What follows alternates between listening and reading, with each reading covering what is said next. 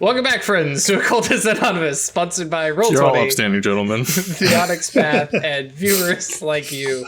Holy crap. That's our new merch. There is a oh boy, yeah. If you have merch ideas, do let us know. This stream has some energy today, so yeah. Blame Ralph. Yeah, basically Ralph. Yeah, Ralph started this. Thank you very much, patrons who monetarily support these shenanigans. Right now, is that what we're talking about? Adele, Alan, Michael, Alexander, Angfalith, Betty Rock, Bernie, Blood Angel, Brandon, Chris, Daniel, Doc, The Undead, Delore, Emil, Funzo Sura, Lee, George, Guyleen, Hail Venom, thank you, not tall, Jack, Jenny, John, Josh, Julian, Catfeathers, Crazy Man 1772, Melissa, Michael, Milo V3, Ms. Grumpy, Moku, Neomegus, Noba, Other Michael, Parker, Perry, Puppeteer, Riafio, Ryan, Shaksara, Cinna, Terran, The Arcane, Thomas, Toast, Usuf Sama, Vortex, Woodsound, and Zoltan. Thank you all very much for your support. It really is phenomenal. We greatly appreciate you hanging out with us. Am I notably quieter than everybody? I turned the volume up on you. I thought it was just on my end. Oh no, that's just literally me trying to figure out where to put the mic. At last time I was looking at my recording and I was blowing things out, and it came across very crackly. So fine tuning. Hi, super professional team here. Shout outs to our production crew behind the cameras here that are making us all sound amazing. Wait, do you have a production crew? Right.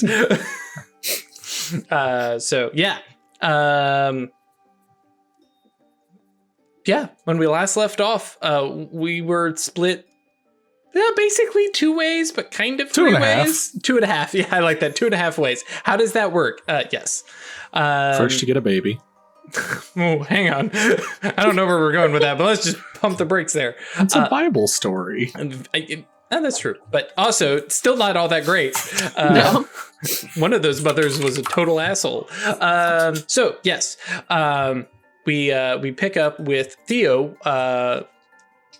watching over I almost said Ralph, Jean-Paul, as he is meditating first within his Ononeros, and then finding a link in a chain, and after speaking with his daemon, who was kind of freaked out about new knowledge and new understanding, and all of a sudden realizing they have new questions, Jean-Paul walked along this enormous ship chain that led into the ocean of wherever, and following it, made their way somewhere.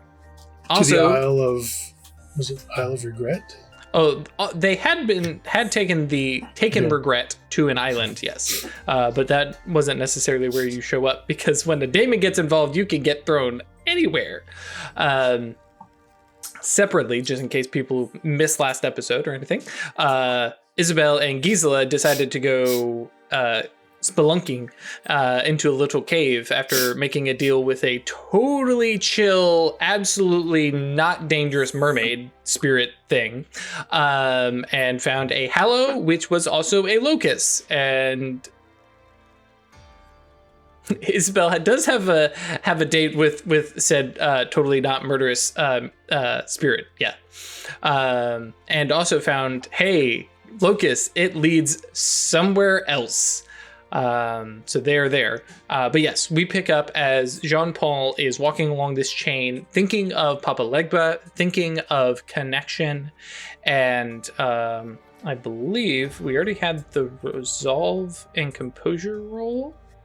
I think I made the roll. Yeah, there it is. 3 successes. Got 3 successes. Right on. And the ocean, kind of draws in over, swallows you up. But your feet maintain their grip on the chain, no floating up. And the ocean of notions, I like that. That's good. As, ideas and thoughts kind of draw you in. And I feel like, just to go with the whole aquatic vibe, there is suddenly a tugging as if something has caught onto your shirt, or actually perhaps the big coat that you've got in your astral form, and are just yanked down deep, and it gets dark and squishy, and is it thalassophobia kicks in, except it's not a phobia. This is a very real and adequate fear. Space is a lie. And yeah, maybe a little bit. And are basically transitioning from this place that, as you leave now, you feel that the nostalgia, the home feel, the I'm comfortable here, or at least welcome here vibe, and are suddenly stumbling forward, no longer on a chain, but looking forward onto a dark dirt road. Of course, all dirt roads back then are dark because there's no street lights or anything. But the moon is hidden behind clouds, and it's barely a thing. Squinting into the dark, and it is foggy, and the air just feels close, and your feet kind of carry you forward those last steps from stumbling, and you find yourself standing at a crossroads with of course with ye classic big wood pole with arrows pointing in different directions.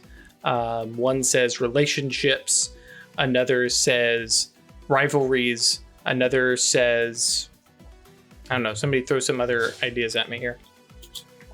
Opportunity.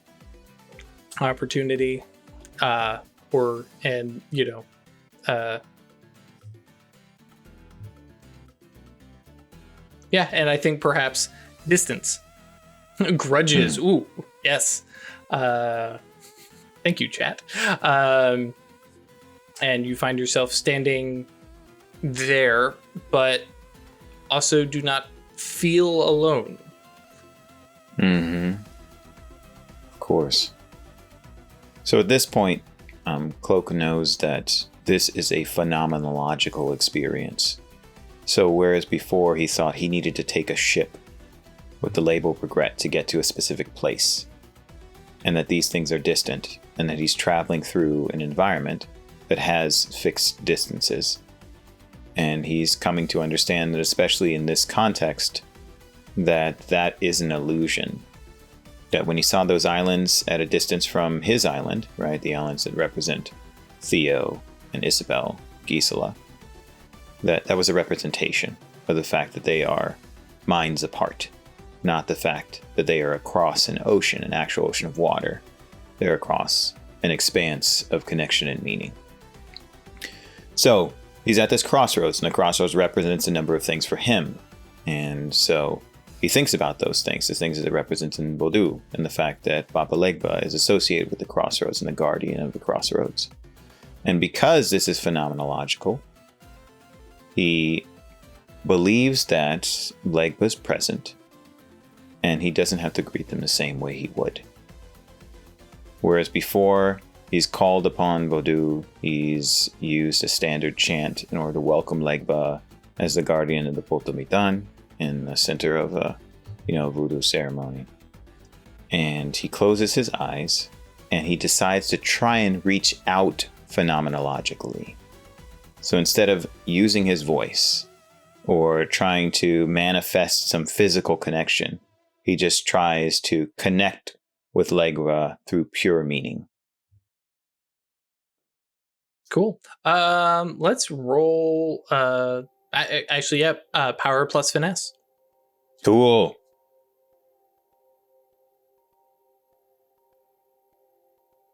Cloak wants to do good at this, of course. Let's make it happen.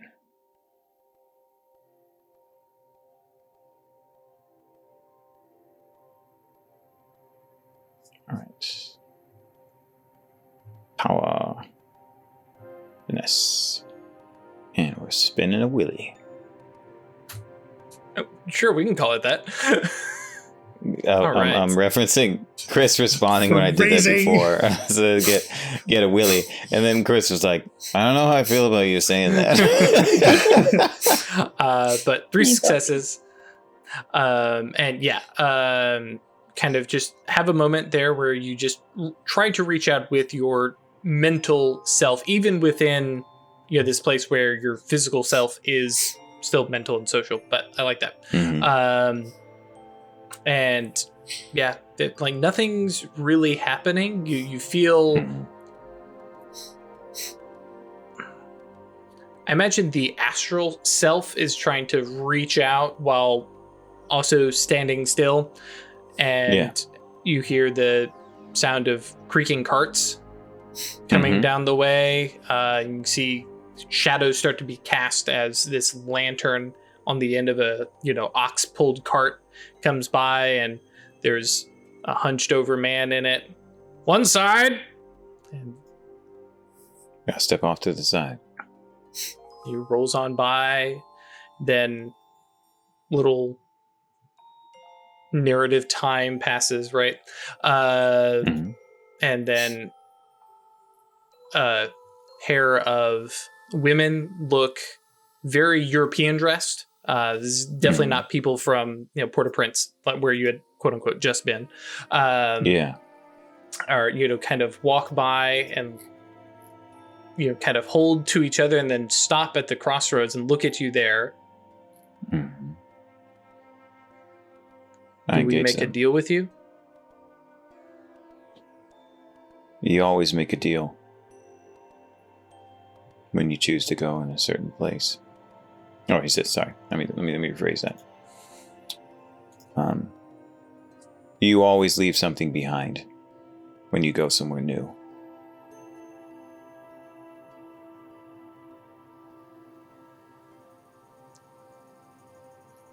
Do we have to tell you what we want? That's probably the best way to get to where you want to be. They kind of look at each other, unsure, and kind of talk amongst themselves, these low whispers, and kind of nod, looking at you. And then one steps forward and said, hang on, get my notes. My notes, I made my name generator. Yeah. Oh, I'm not using that name. Sorry. Gotta pick a different one. What was it? Ruby Rose. No, hang on. You did? So, It's probably for the best. I just yelled Corbin. yeah. I hadn't even thought about that one either. But no, one of the women kind of steps forward and says, I want that Emily Reed. I want her to just get ugly or something. I want her to stop talking to my Luca.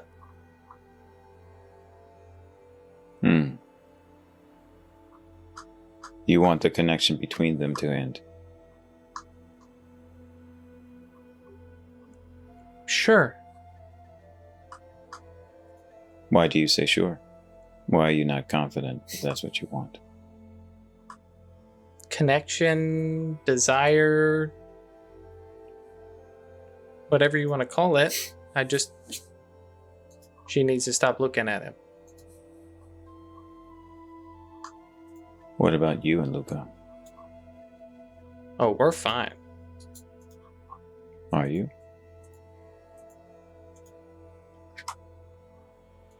Yeah. What do you know about it? I know nothing.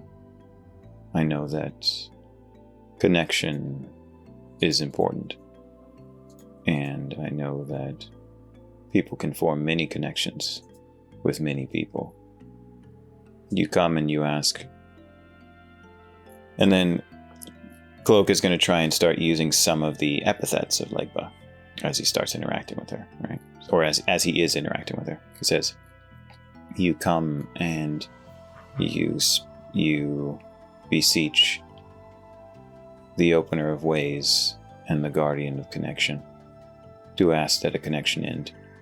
Yet you request nothing for the connection that you state has not been affected. Why would you worry about this new connection if nothing has happened to the old? Watches the two of them, like they kind of draw back, feel reprimanded, right?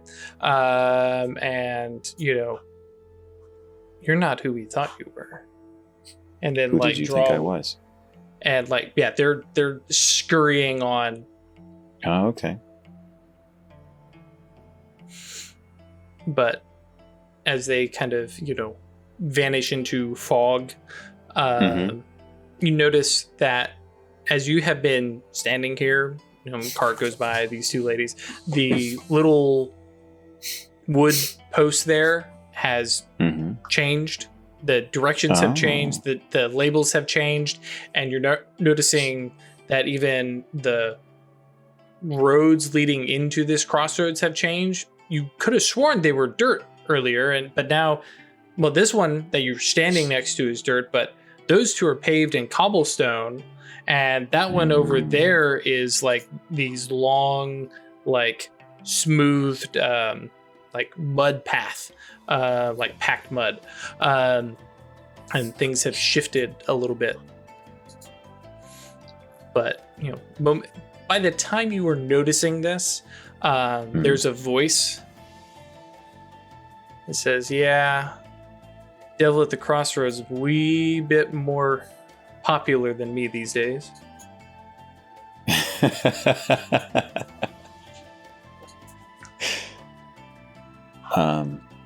Well, Cloak turns towards the voice. You see a pretty close duplicate of yourself.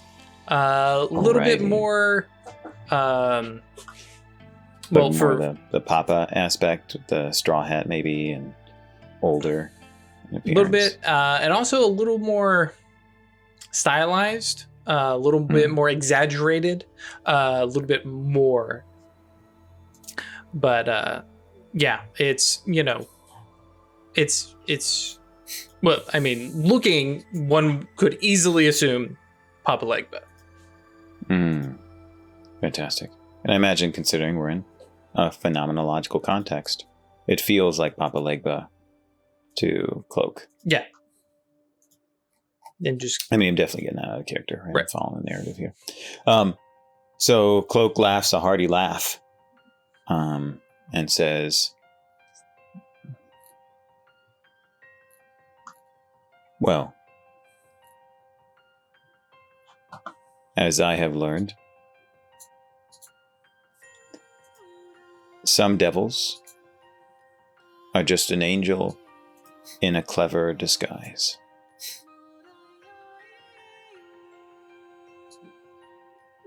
Sure, some devils. Definitely real devils out there.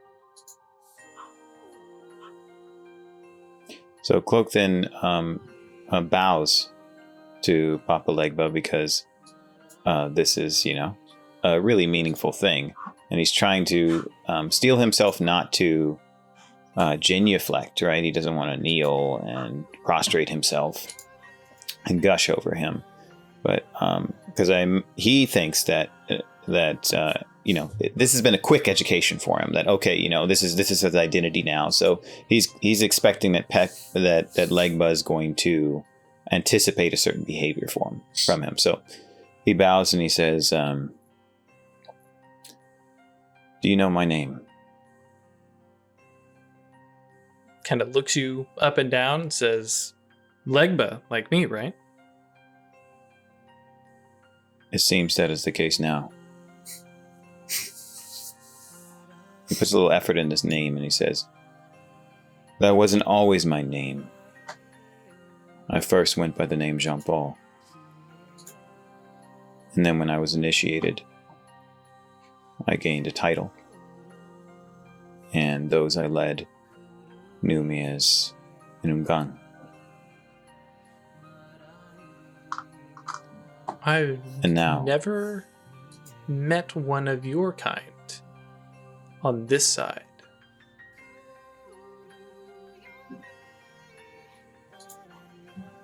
I might be the first. There are others who do what you do, but among, I think he would probably say, my followers, I think you may be the first. We are no longer in Haiti. We are in a place where no Lua have visited for months. Big laugh. Says, no, I suspect not. Probably never will. Well, unless you figure something out. Why is that? Well,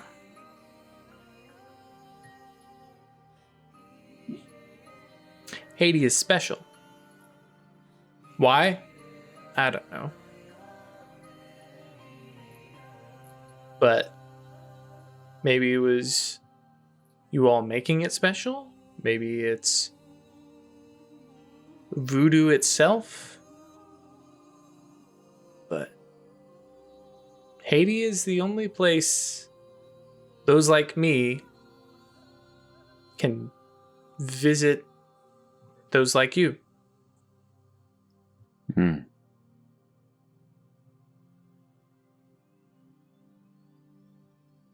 Walk with me.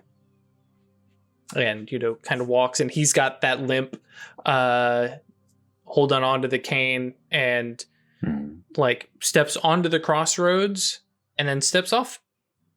Just literally onto the road, and back off the road, and you are just, it's the pull of, speeding truck, and the air that pulls you along, the passing of a boat being dragged in the wake, and just that motion.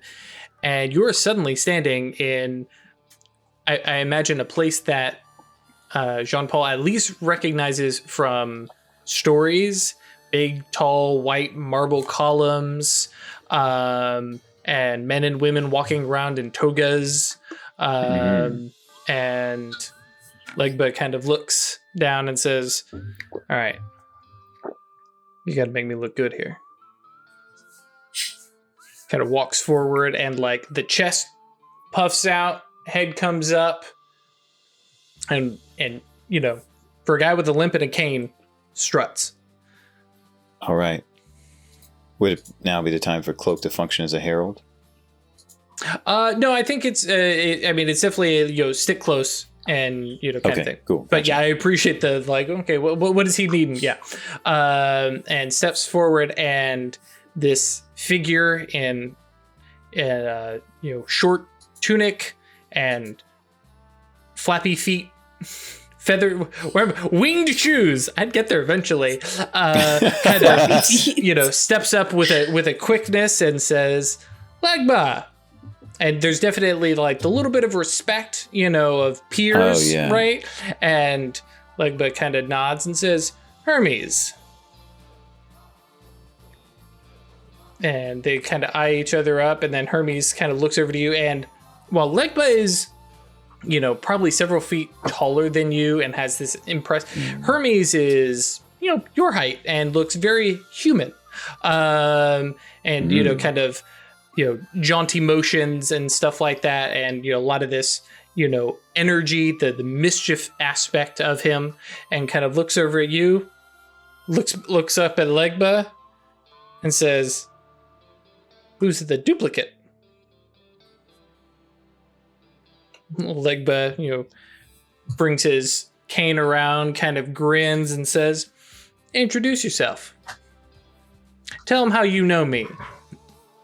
And all the smiles and puffed out chest. Cloak says, "Welcome, Hermes. I am a supplicant, a priest, an Ugan, a worshipper, an honored servant, and a devotee of Papa Legba, he who is the opener of ways, the guardian of the crossroads, the master of understanding. Papa Legba puts his hand on your shoulder. Says,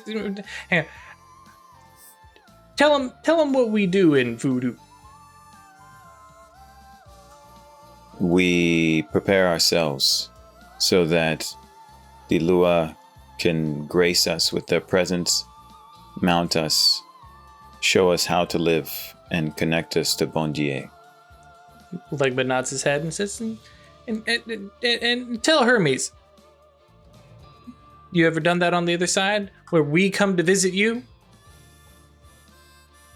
Yes, many times. The past 2 months, or actually, he's not going to say that. He says, many times. And it is always the highest of honors when Papa Legba comes himself. And Hermes is like, the arms are crossed, the eyebrows knit, and goes, what? Nobody crosses over. They worship us. That's it. They worship us. They talk about us. They love us. What is this? And kind of like looking from you, looking up to him, and like definitely feels like there's a trick is being played. It's like no, and like the next thing you know, Hermes is like standing next to you, like he has just moved there, no intervening distance, and kind of eyeing you up, like face the Alien movie right up against, looking you up and down. Shit. If you don't believe me, would you like to see? See what? I can show you what it's like. I can show you my memory and experience of it. And you can definitely see the warring emotions of, that sounds cool, but also, I don't know who you are or what you are, and I don't think I want you doing anything to me. And kind of steps back and goes, nah, Legba's not much for lying. He is not.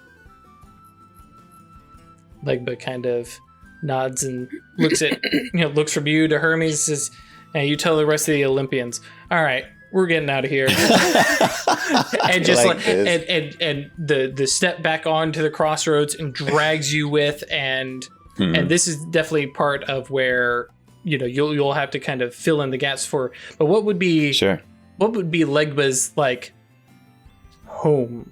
The place where he would reside, because obviously they don't have a pantheon the way we think of Olympus necessarily. Yeah, well, one way you could articulate this for the game and the narrative, right, is returning to some archetypical example of a pleasant crossroads where there are dogs. So maybe with like a short stone wall and a fence implying distance and rolling hills in the back, some trees around, and the opportunity to go in many different directions and to experience many different things. Yeah. And like the kind of thing, if like you're walking through any part of the old world, and I mean like lowercase o, not like the different continents or regions of the world, but like before industrialization. Right. Like the kind of scene where you're definitely going to end up, right? Like an archetypical example of, regardless of where you are, at some point you're going to end up here. And dogs just roaming. Yep. And Legba just drags you there into all these branching paths in every different direction, and kind of looks down and says, "All right, that worked out." Yes. And kind of lowers him down onto a fence. Well, not a fence, but stone fence, and short wall. Kind of looks at you now a little bit more eye to eye. Says, "Now, what brings a supplicant here?" I wanted to know what happened, and it seems now I do. Haiti is special, so you and the other Lua will not visit us in Purgatory Bluff.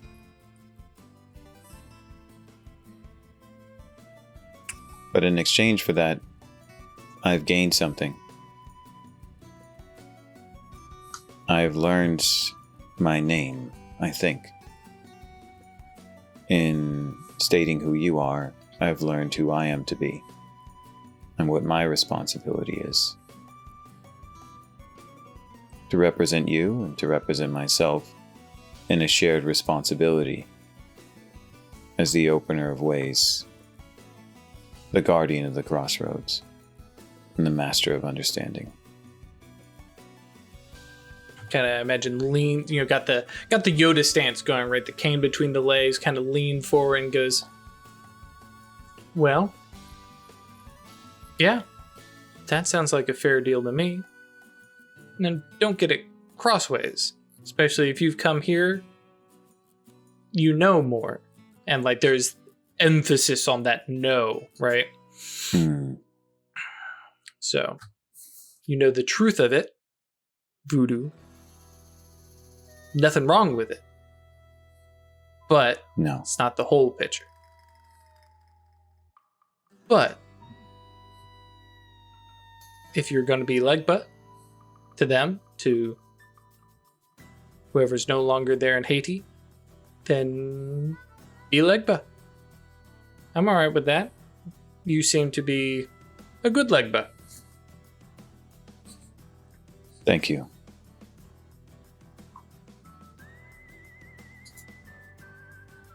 All right, get on, get. Cloak idly, leans down, pet a couple of dogs, Right. and says, I will find you again. Not hard to find. You just To the walk dogs, right? to the Yeah, dogs. exactly. Come on, doggy. Yeah, he says, I will find you again. Not hard to find. You're welcome. Especially, All right.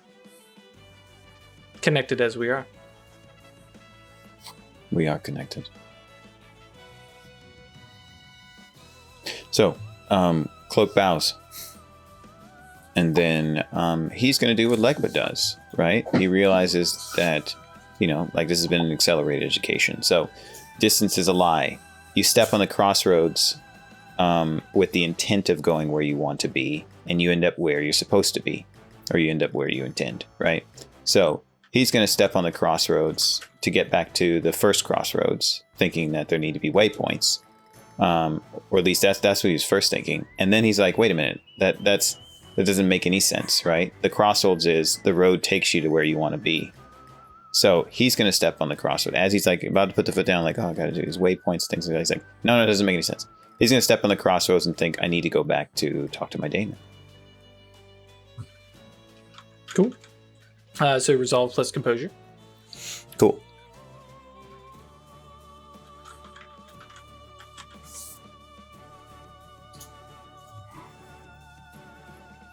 Throwing more willpower at it, but definitely gets No, it. that wasn't willpower. That's just a standard roll. Right, yep. And yeah, so stepping, along the crossroads and just following it, back into your own Eros, or more specifically back towards your body and stepping back off the path into your own Eros, and you find yourself at this point now stepping more confidently onto the docks at Port-au-Prince. Ah, cool. And All right. we'll pause here. Actually, more specifically, is there any specific things that you want to speak with your daemon, or shall we accelerate up to returning back to your body? We can do that because he's going to return to us in Neros in the future, right? And I want to get back to everybody else being able to, have scenes and stuff like that, and let's talk I'm together. chill personally, I'm chill till this gets resolved. But All right. I am. There is one thing he specifically wanted to do in which we can deal with narrative time and a narrative interaction. He wanted to go to his daemon, right, and just return and state his name to his daemon and have his daemon repeat his name back to him. Like a mutual understanding that this is who we are, this is who I am. I've talked to Legba and it's been affirmed, and that's what I'm going to be doing moving forward. And then he could, come back to consciousness. Which is perfect. We Cool. have a moment here in passing where, Theo can see, Jean-Paul's eyes open, and the awe of like, I have seen things. And we cut over to Gisela and Isabel in the dark cave that they do have night vision for, and so therefore can see, have discovered that this is a hallow, discovered that it is a locust, and I believe Gisela scooped up basically a bunch of mana water. And I think that's kind of basically filled my canteen with the mana water. So right. And Isabel had picked up 4 essence. 4 essence. Cool. And then the question becomes, how do we get out of here? And there is a river spirit waiting outside that way we came in. Yeah, we ended with Isabel looking through the locust and seeing a whole nother world. Yeah, more studying it and recognizing that there is. Yep.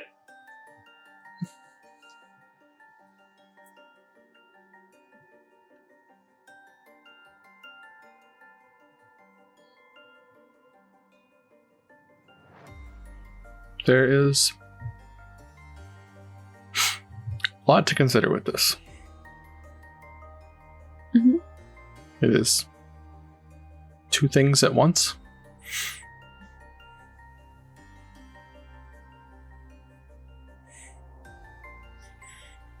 It seems very useful.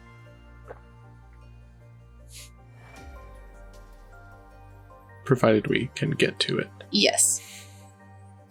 Did you have a plan for getting out? Besides the rope we- that you guys totally did hang up. Yeah, we have a rope. I mean, getting out without having to meet up with the river spirit. Oh, it'll be fine. Okay. But yeah, we need a better way to get here. Because I don't assume it'll want to bargain with us every time. No, especially if I don't stay with it. If you don't follow through, yes. You have to cross the river fairly often, right? Me? When you go out riding? Yeah, but Not you go that way. yeah, just out the other way past Enright's place. Towards the mountains. I feel like pissing off our town river is probably not a great move. Yeah, But- drowning's probably a worse one, though.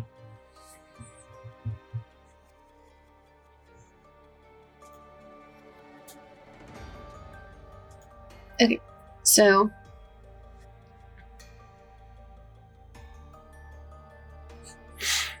trying to think of a way back because I would like to show the others. And like to get out of here. Mhm. Well, I mean, we have a way out right That's now, true, yeah. but A way to return here. Yeah. I think is what Fair she point. means. Yep. How far down did we say we were? we're not that far down. Right, we did. 6 feet. Yeah, we did a survival check. Yeah, about 6 feet down. So not inconsiderable, but not like, oh my god, I'm deep within the earth. It's not like an afternoon with a pickaxe to get down here. You do have 30 miners. Or one really good one who can help you make a hole.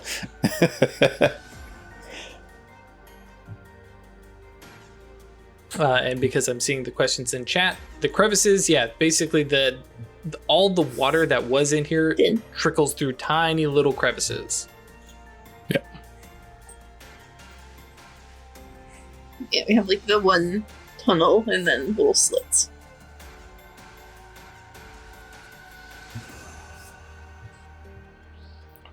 And are there spirits around the locust? Currently, there is basically there's a few fish spirits, and then actually currently that's all you see. Yes, Okay. because obviously it's like a watering hole. You come by, you visit, and then you leave. Right.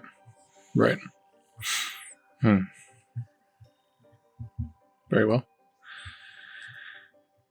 Well, we've got a sort of wet, mucky hole to climb up out of, so probably ought to get started on that.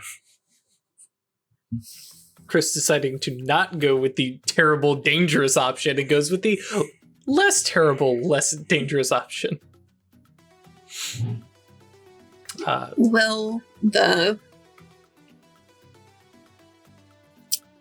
Well, did you tell Gisela about the portal, I guess? Or about that this is a locust that spirits hang out at? Yeah. Will those cause us problems? In what way? I don't know. I don't really like the idea of being surrounded by things that I can't see. That are hanging out in a space that I would like to be, like, They that I go to often. They generally will not have any reason to bother you unless you interfere with their food or their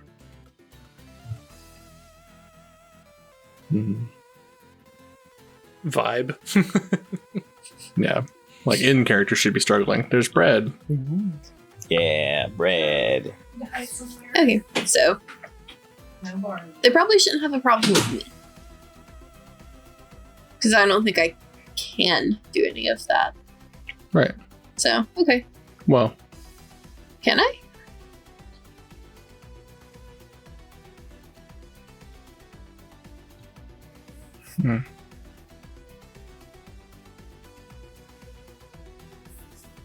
we can still see the ley lines and stuff, right? Mhm.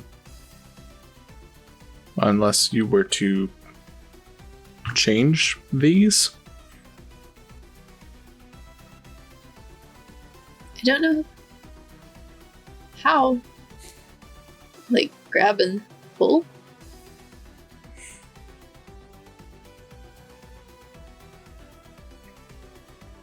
Just now so that we can see them, and based on all Yeah. the other arcana that we've seen so far, well, once you see it, then you can start to mess with it, so... Right.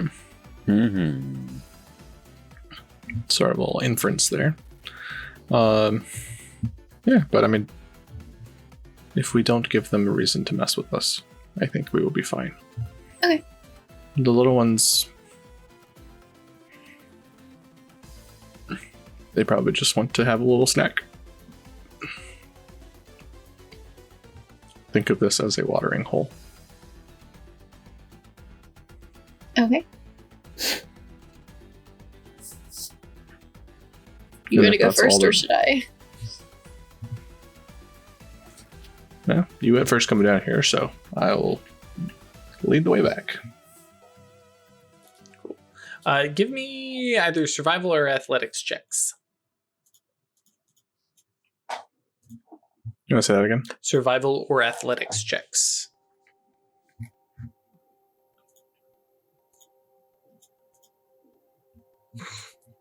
Four from I'm good at Gisela? this. Yeah.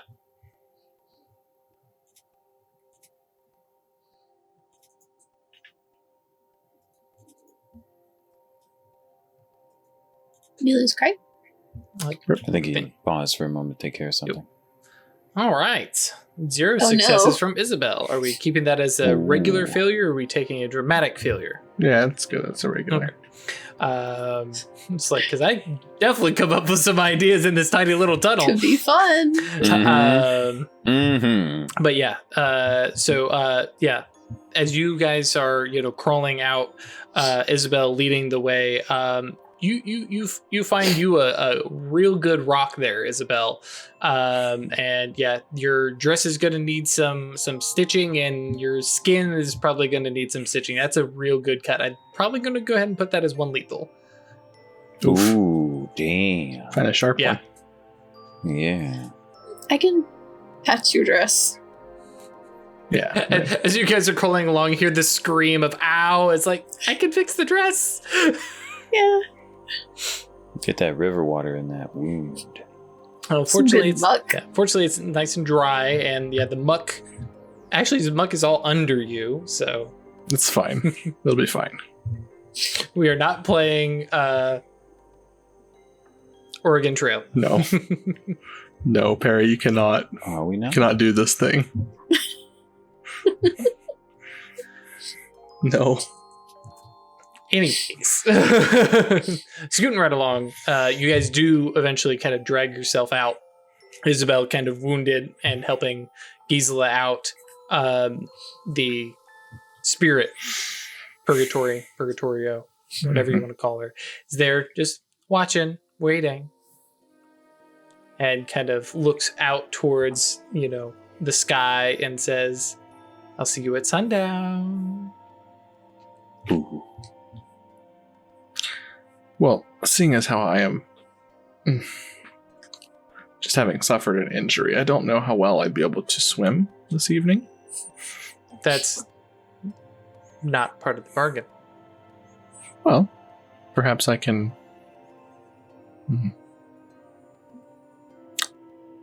buy my way out of the contract. You're going to renegotiate with me.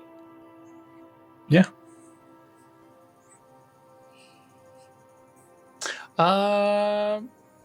Yeah, presence plus persuasion. Yeah. And considering I know what you're probably bargaining with, are you going to kind of tease that at her? Mm-hmm. Okay, yeah. Go ahead and give yourself a +2.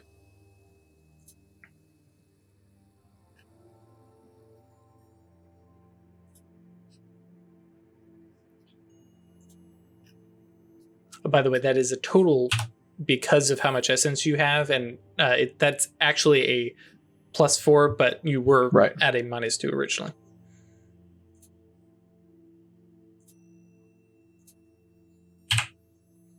You're basically going to offer it all of it, right? Okay. Yeah. And then, and willpower. Perfect. So she looks at you and, I feel like there's a, mage equivalent, not quite, flaring your nimbus, but a show of, yes, look how juicy and full of essence I am kind of thing. And do you actually verbalize? So like a Pulp Fiction, open the briefcase and the gold light. Right. So yeah, we've talked about how I see just being able to do cantrips, right? 0 level attainments, 0 level spells, and I feel like just being look, and just sort of holding out your hand and just ooh, it's deep, it's mysterious, it's water, it's perfect for you.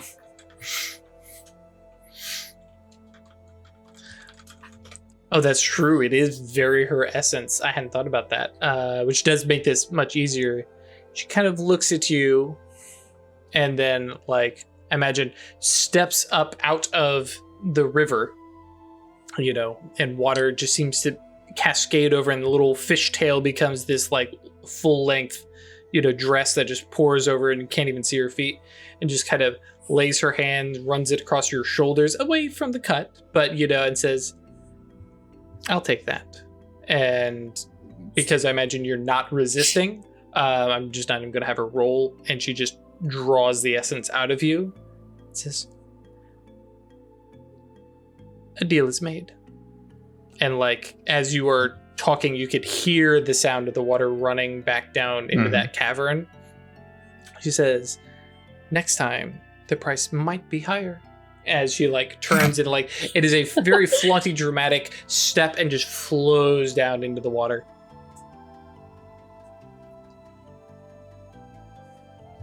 Excellent. Meanwhile, I saw half of this. Yeah. So.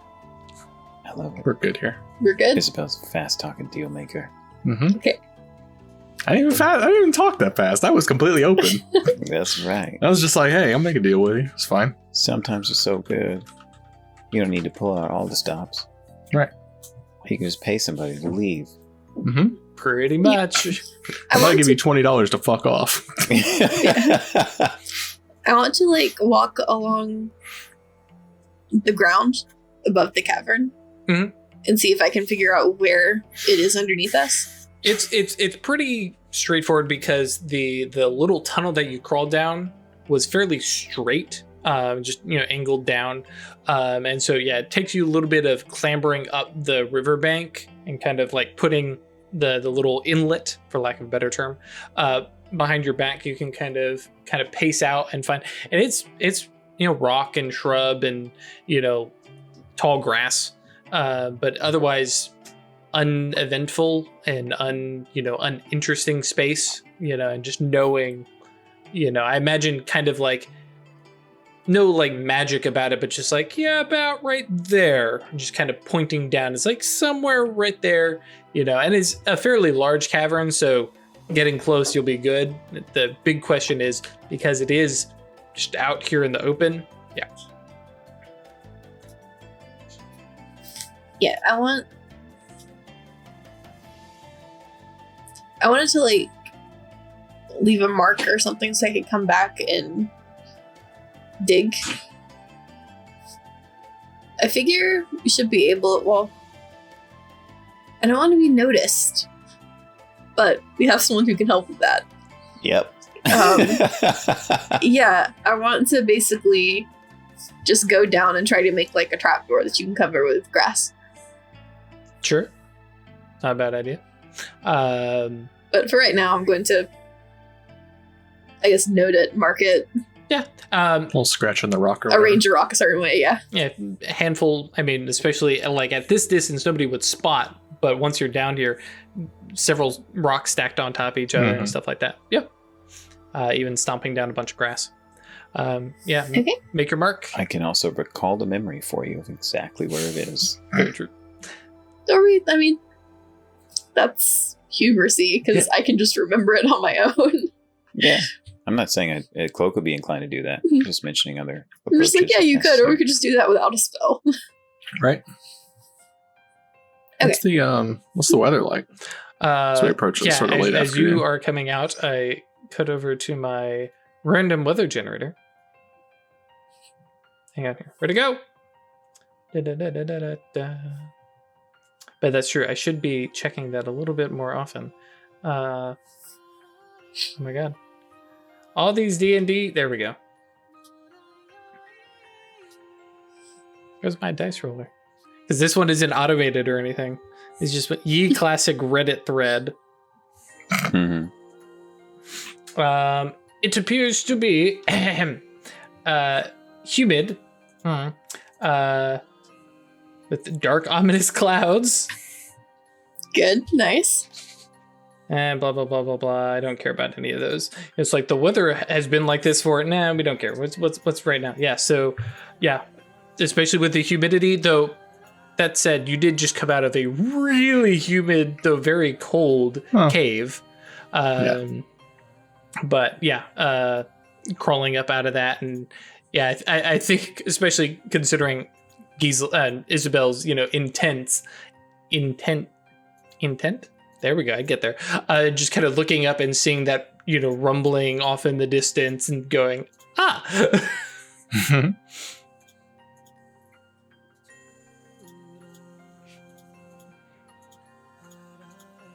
Looks like my friend might be back tonight. Somewhere unheard is a gibbering Ganem going, not again.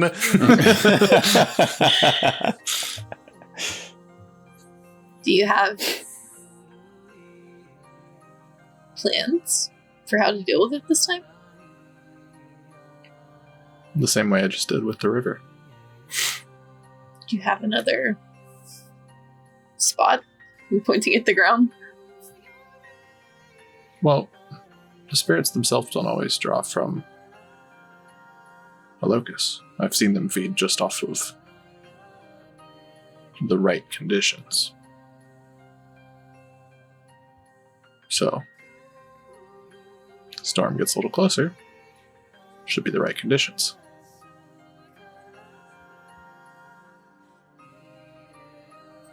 Well, good luck. Imagine because You had enough of that last time. Yeah, I'm not going along with this one. But I imagine you guys are having this conversation on the careful Yeah, as we're walk walking back. Yep. Yeah, because I imagine the storm's like a ways off, right? Yeah. So I have time to prepare. Yep, absolutely. So we cut over to Cloak and Legba and Theo, sitting in the cave. Probably had a quick little synopsis of where you'd been and what you'd seen, and we pick up to the good stuff. Sounds good.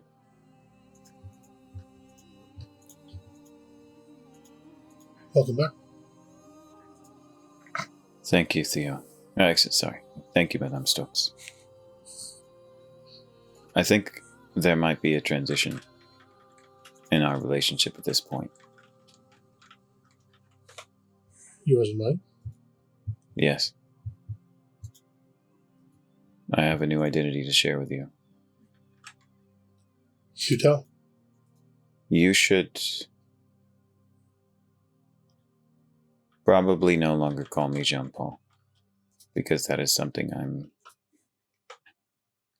leaving. As I've said before, you never escape your past. You can't. It's just another link in the chain. But I'm further along the chain that brings me to where I need to be.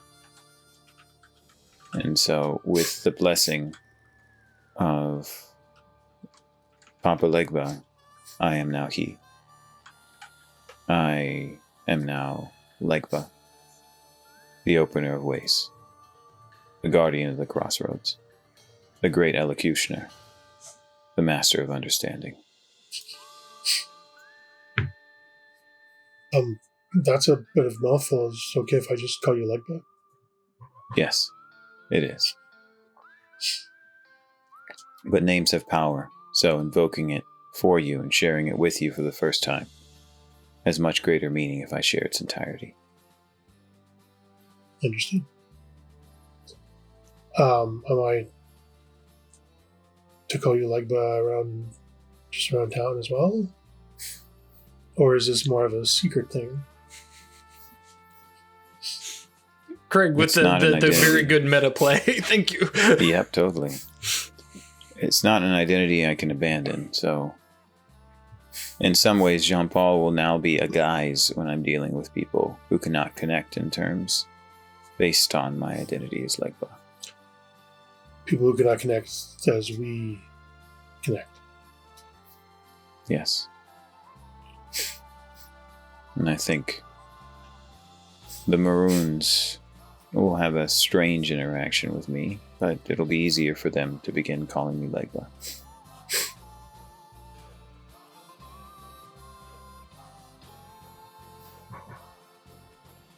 So it will probably be gradual. So Legba is one of the Loa? Papa Legba is, well, a good way to call it is the Chief Loa. And then Cloak remembers the syncretic traditions of Voodoo and says, Papa Legba is like St. Peter.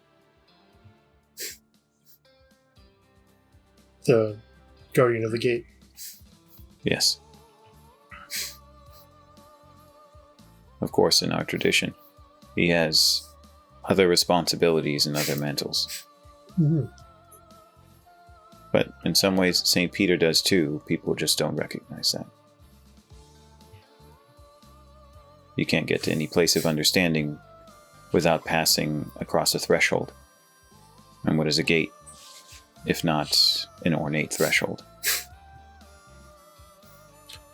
May I ask a possibly ignorant question? Yes. You told me about another Loa named Baron Samdi. Yes. Are they related somehow? They are connected. They have different aspects, different mantles. But they're not enemies. No. The Lua are not enemies. One simplistic way to think is that Baron Samdi reports to Papa Legba in a way, but if I led you to believe that that is the entirety of their association, it would be disrespectful to them. I just mean that Papa Legba has responsibility for connecting all of us to all of them, and connecting all of them to Bondier. I think that I could get you to meet Baron Samdi if you wish. Oh, Baron Samdi did sound intriguing. I think he would like you.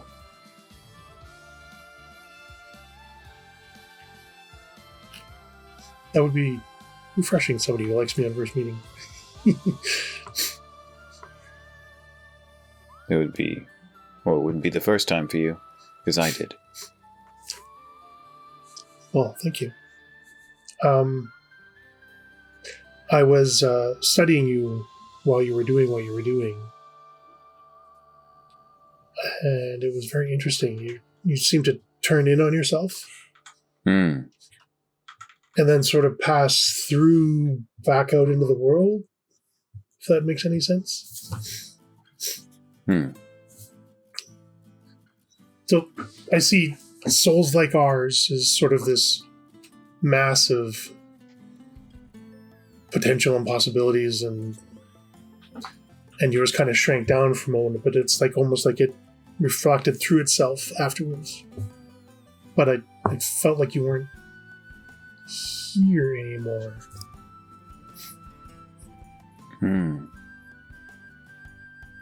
I went somewhere else. Kind of, but you were still here. I'm not really clear on it. But it was interesting to observe the soul during that whole process.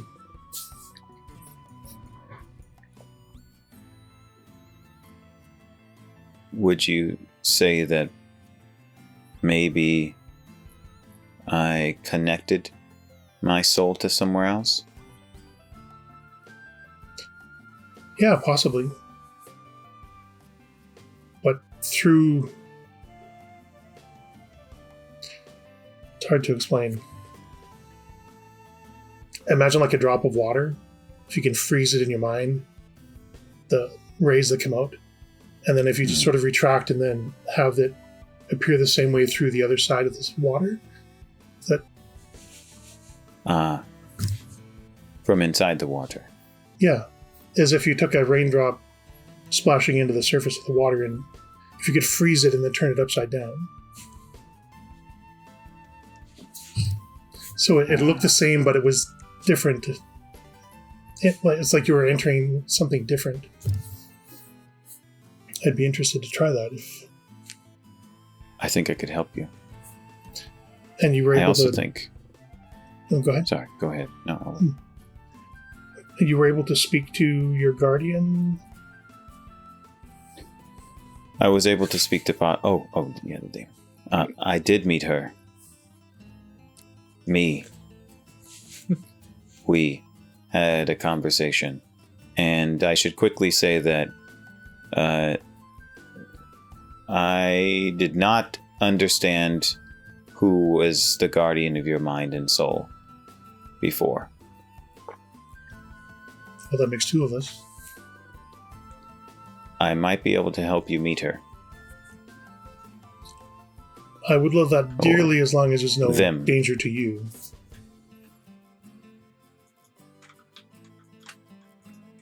I think at this point in my understanding that there would be less danger than there would have before. I can likely protect myself, and if I am with you, and we are in where I think I can get you, if we are in your soul, you won't appear so dreamlike, hard to see, inchoate.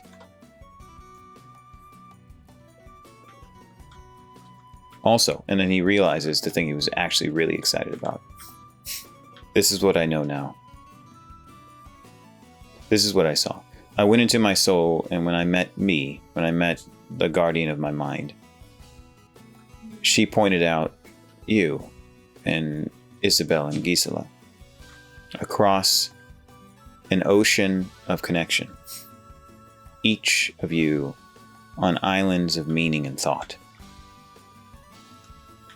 And the thing is, I realized that the ocean is metaphorical. Distance is a lie. There is only connection. And we are connected. And I believe that I could travel across that connection and enter your soul. Bearing in mind that each of us would presumably have a guardian. Yes. Who might see that as a threat. Indeed. But if you But went with me into offers my interesting- soul, Oh, and then use that as a launching pad to get to mine. yes. Yes, Set launching sail, pad. set sail on the ocean, as it were. Yes. Springboard, sorry, launching pad. That has intriguing possibilities. And do you think you could get to anyone that way? I think so. I think it would be harder with people who don't have our same minds and souls. I think there's something special about our souls that makes your island stand out more to me. But I think that I could get into anyone's soul this way.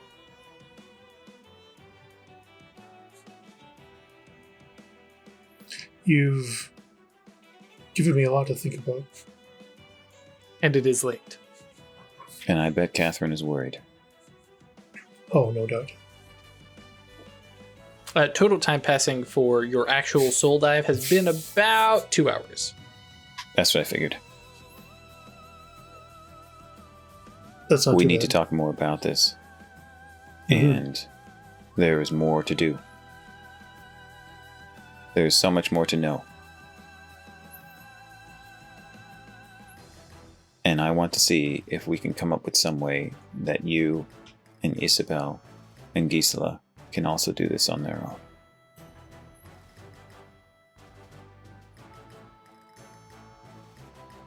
Without you having to guide us. Yes. I did give it a try, just fumbling about on my own. Wasn't very successful at all. I could feel a presence, but it was like a thick blanket was between us. Like I could almost discern a shape and feel something, but there was no communication really. Just an awareness of each other. It's like something was blocking us. But maybe you can bypass that. I think so. Barriers are a lie. Barriers are definitely real. Yeah. Threshold, come on. But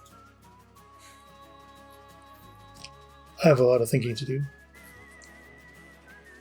I think if you don't mind, I'll head back. I do not mind. And I'm happy to take you. but you're going to get in And trouble. Yeah. And then he says, can I call you by your first name? Because I think our connection is now deeper. I will say in private. Okay. Sure. Or actually, no. What he would ask is, I call you by a formal title, but how would you like me to call you? When we're alone, you can call me Theo or Theodosia. I am hesitant about that level of familiarity if there's anyone else around. Just because rumors and reputation, and I wouldn't want people to get the wrong idea about us. Of course. I know I shouldn't really care what they think because I know the truth, but it still hurts a little. It does. Thank you for your understanding. Of course. Shall we go? I will always endeavor to give it to you. Yes. Let's. Guys, make your way down to Camp Theo. Probably have a little conversation, perhaps, with Catherine there about arranging a home raising. Yeah. Yep. Very likely some Sunday. And yeah, I like that. And Cloak also says, or Legba, what am I saying? He also says to Catherine, if you have need of anything at any point, please know that I will aid you to the best of my ability.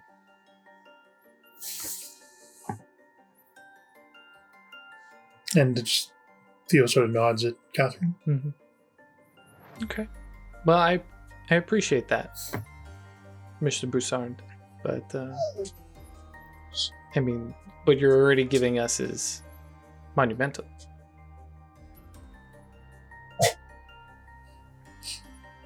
It will be our pleasure. I bid you good night. And you, like, she helps Theo into the wagon. There's sort of more, Theo's still pretty messed up. yeah, there's some more mothering, but it's basically enough to just like, okay, lay on your side so you can sleep, and we'll deal with this more in the morning. I want to check in on Velosia before I go to sleep. Mm-hmm. Which I imagine she sleep. You know, it's all three of you in the cart. Mhm. I want to have a look at her soul. Okay. I mean, initial mage sight on, she looks much like any other people that you've seen. But not like me. No. Layla. Can I scrutinize? What? I'm looking to Scrutinize see if there's... Scrutinize is more for like a mystery, a thing you don't understand. Perhaps Okay. you're more looking at soul marks. Yeah, okay. So marks will work. Mhm. I was thinking about it, trying to find like a way into her. That works. What do I need? I don't need anything really. Unattached souls, so just instant cast. Mm-hmm. And yeah, you're just dealing with her potency. Or excuse me, your potency versus her resolve, which I imagine isn't super high. Well, actually, she may have a pretty tough resolve.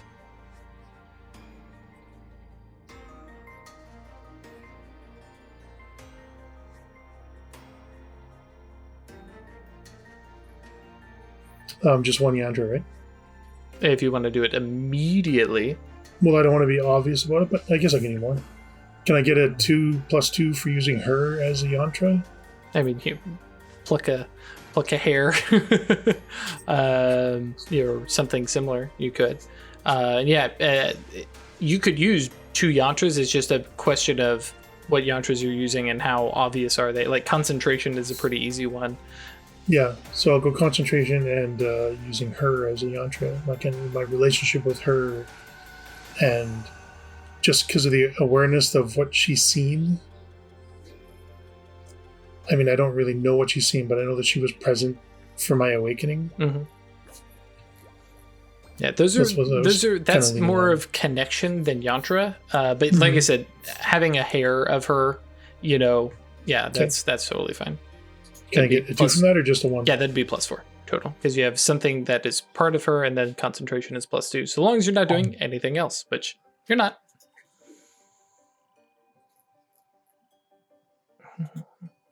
So just 4. Yep. Hey, I'll take it. Cool. There we So go. with Death 3, that gives you 3 potency. You took 2 more via penalty, so that's 5 potency, giving you 1 soul mark.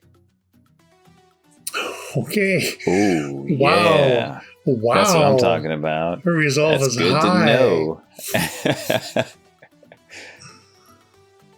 She's been through a lot. I would like to know if her soul has been tampered with.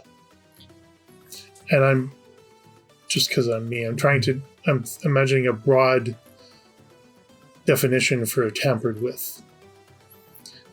If something has happened to her soul. Concern persistent conditions. If they're awakened, a supernatural created soul stone has had her soul tampered with. No. Okay. That little girl is tough. All right, Mhm. that's it. I'm done. Cool. I'll go to sleep and dream healing thoughts. All right. Actually, since we're right here at our break, we good to just bump over to the break. We pick up with everybody at this point back in town. It's the 15th. Theo has probably spent quite a time resting. If you are just there and not working today, I'm okay with we basically like you and Catherine just fixing you back up. It's basically going to be most of the day, and you're going to look a little bit like a mummy. You're going to have bandages wrapped about this, that, and the other, but that'll handle all those lethal wounds that you had accumulated. I guess Jean-Paul is going to be doing mind stuff and potentially having some revelations with the cult. We may get around back to that. And but meanwhile, at the same time, and we've actually kind of gone over it, Isabel and Gisela are back in town after their morning trek out to the Hallow and Locust, and we can pick up with either one of you. Go ahead, Ash. Okay. Yeah, I'm going to go on home. And try to get inside without getting super noticed, because I imagine I'm kind of muddy. Yeah. Well, unless you get into the river a little bit and, splash yourself down, and then you'll just be soaking wet. Your call. I was going to try to sneak in, and if I got caught, just explain that I was down the river and I slipped. Sure.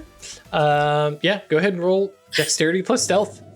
I don't have any of those points. And that's fine, because we're going to see if we can... this is the sneak past mom check. Rolling 1 die. Is it a solid die or is it a chance die? It's 1. I have 2 dexterity and 0 stealth. All right. Nope. No. Yeah. I rolled a 1. Nice. Fortunately, we are not playing old stuff. But, yeah, so... Never again. No more critical botches. Yeah, so, like, I imagine it's the, sneaking in the front and everything's fine, and you're like, aha, and as you just walk by your mother, just, like, blatantly, and she's going, Gisela, what has happened to your dress? Yeah, sorry, I was taking a walk down by the river and slipped. I'll fix it. Yeah, and I think, like, especially she's got the 2 that are already enough of a handful. She's like, that's fine. It's your dress. And you get that little edge of mom attitude as she just, like, leaves you to do your thing. And again, you're an adult, and have your own money and have your own job, and yeah. But yeah, after getting changed and doing some dress maintenance, heck, do we want to roll? I mean, I have all these points in crafts, a specialty in home goods.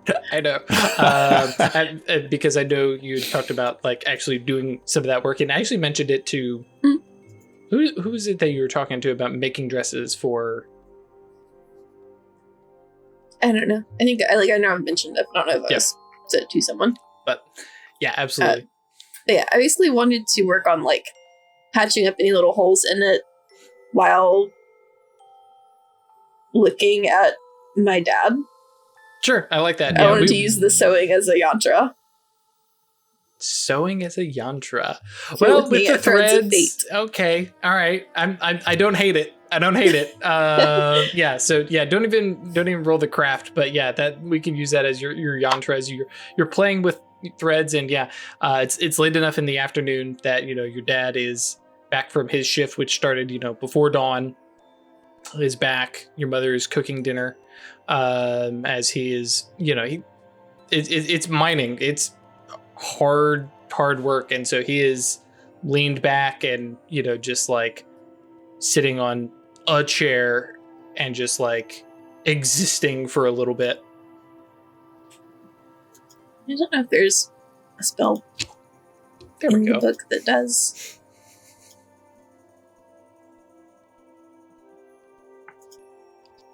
And what are you specifically trying to find a spell for?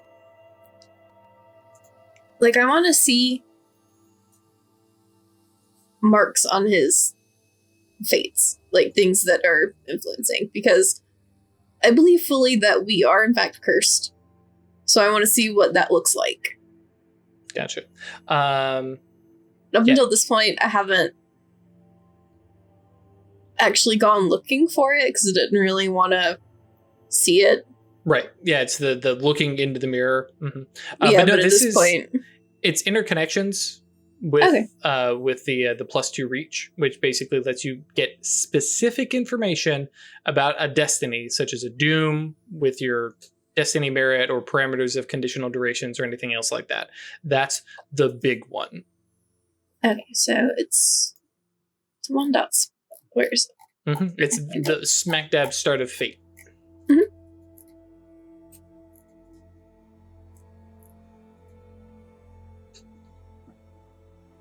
Okay, so I need instant, range, and then those 2, right? So 4? Mm-hmm. Makes 4. The yantras, that's just a 1, right? Unless you use, because you can still use 2 yantras. It's just a question of what other yantra might you be using. Concentration wouldn't work because you're still, needle and threading. Mm-hmm. But... I don't know. I can't use connections as yantras, can I? That's a space thing. And even space cannot use it as a yantra. Okay. Yeah, I was basically trying to use the fact that I think I have the same thing on me, but I don't think it works. No, not quite. No, you're gonna... actually, the act of sewing being 1 yantra, but I'm trying to look over the other acanthusy stuff that might be... Is it a silver needle? I don't know, is it? I would imagine not. Probably not, no. No. Yeah, so we'll just put the +1. Yeah. Yep.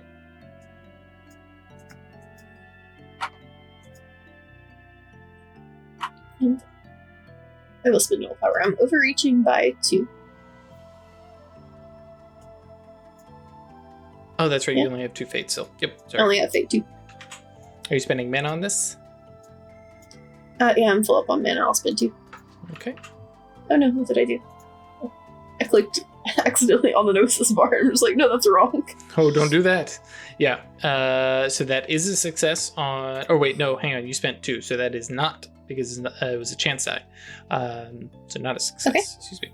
So roll your 2, 5, 8. Yeah. Wait, oh, I hit the wrong button. 6 successes. Well then.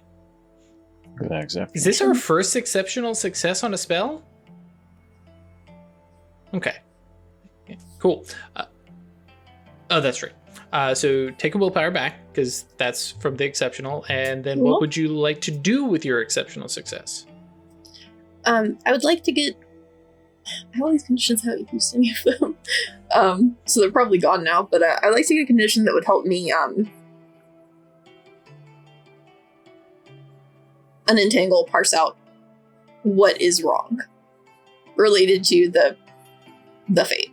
Yeah, I guess. A bonus to occult, actually, because it's something I meant to mention, but we definitely got sidetracked before we started. Is using occult rolls to actually interpret what you were seeing with Mage Sight a little bit more. Mm-hmm. Okay, great. So, but yeah.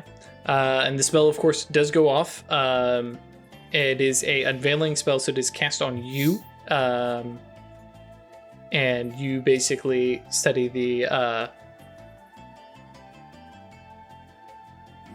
can't remember. Oh, that's right. Yeah, no, you're casting this on them. I hate the way this spell is written up. It's written really confusingly. Right, but regardless, you're only worried about the one subject right now anyways. Mm-hmm. So... But yes, you can determine, you are discerning specific information about the subject's destiny. So your father's destiny. Cool. So immediately, more than what you normally see from Fate Mage Sight, which gives you an idea that they may have a destiny and notices when people are particularly lucky or unlucky and things like that. This kind of hits you in a wave of a lot of symbolism that some of it you're immediately able to recognize. Notably, you immediately see the big, weighty, especially using the seamstress kind of terminology, these big, nasty, like moth-eaten holes in your father's destiny. These spots that should be nice and good are just rotten away or worn away, and you immediately interpret them as spots of bad luck that he's gonna run into, and they're just all over the place. Big tapestry of his future life, right? And just all these little spots, and some are bigger, some are smaller. And like the more you look into it, there's just little bad luck everywhere. And just because it's dramatically interesting, you are watching him as he's, just kind of resting and stuff like that. And the chair breaks underneath him. Just suddenly the leg just gives out and he just crashes to the floor. There's a lot of cursing and grumbling, and kind of pulls it up and looks at it, and, basically walks outside to basically manufacture a new leg for it, just with some spare wood and stuff like that. It's like, he should be resting, he should be relaxing. Instead, his chair breaks. Okay. I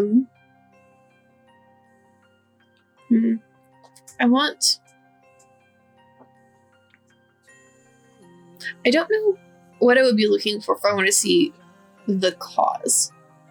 I think you can definitely see that somewhere in all this deluge of information. This is where we get into that int plus occult roll. Okay. I have a specialization in curses. I think this one will apply.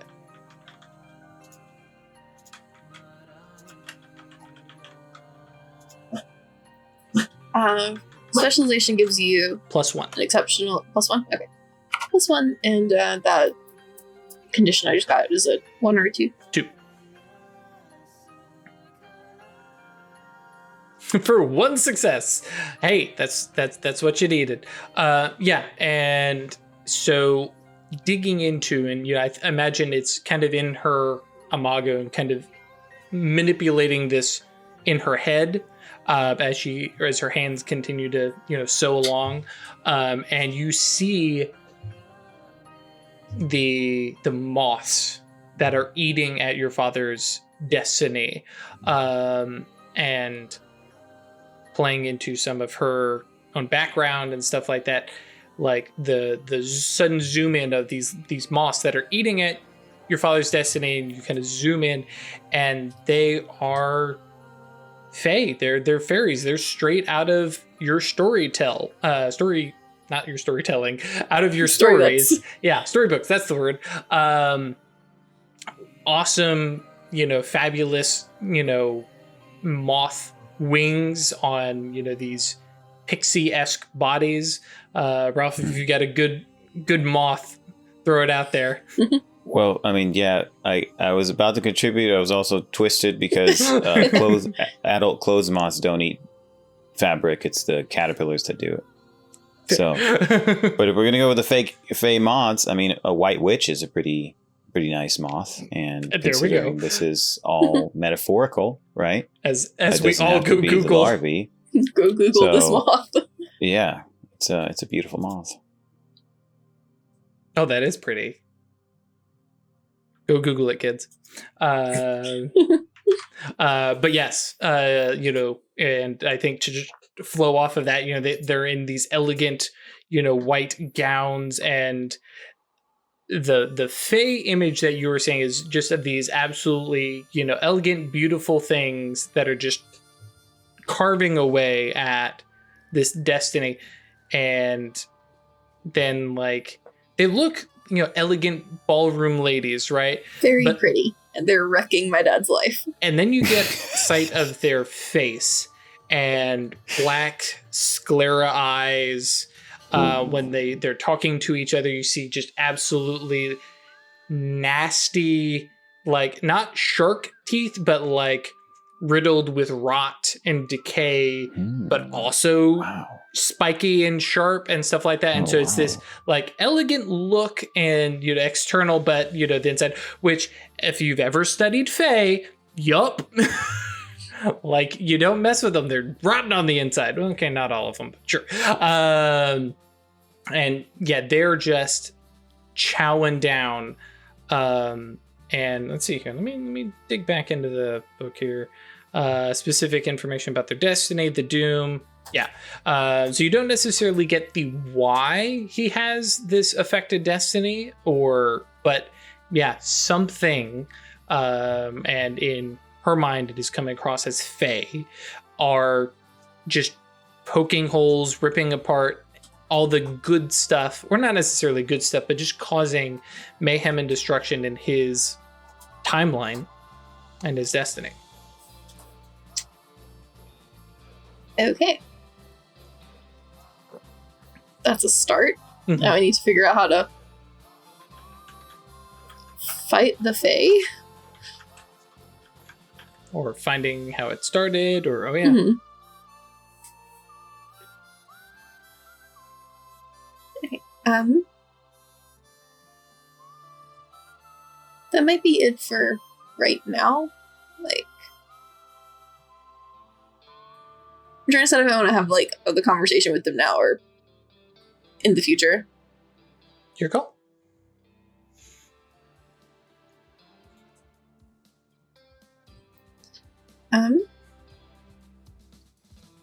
Yeah, I want to go help him build the chair, fix it. Cool. Yeah, and so we'll have you step out that way, where you can look to the horizon, and just on the ridge there, you can see Isabel atop Jose, the horse, and you know, staring at these, you know, clouds that are coming. And I imagine, you know, Isabel's got like a good travel cloak. You know, it's like, hey, if I'm gonna go get rained on, I'm not wearing a pretty like waitress dress. Yeah, and it's kind of flapping in the wind. And I imagine you're jumping in media res. Mage sight is on. The mana spent to be able to communicate with stuff for a scene. Oh, me? Mm-hmm. Mm-hmm. Okay. Yeah. As Ganem is, you know, it's just like, Isabel, we really don't, like, he's, like, I know you made a deal and all, and you made the deal with Purgatory, and, like, you're making these deals, but, like, we can't hold you to them. Like, you could just walk away. We don't have to be here. Which makes it all the better to stay. Okay, fine. Right. So what's your plan? I'm like, Isabel does not have fangs, but if she did, they'd be bears, right? Mm-hmm.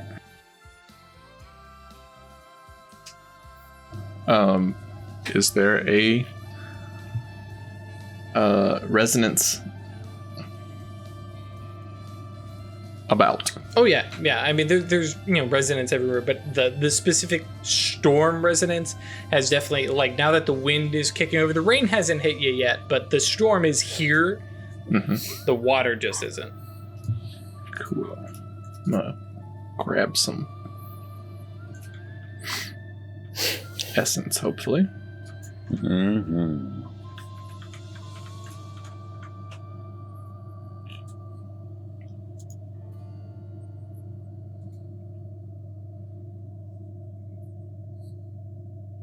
And you currently have 5 now slots open for essence.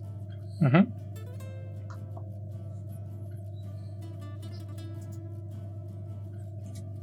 Behold, Isabel. The half mana, half essence wonder. Yeah, exactly. Split down the middle right now. We need to get you an essence sack. Let's see. So I've got my flute, and then trying to think of another appropriate yantra here? I'll be honest, the Just the environment? Yeah, the storm.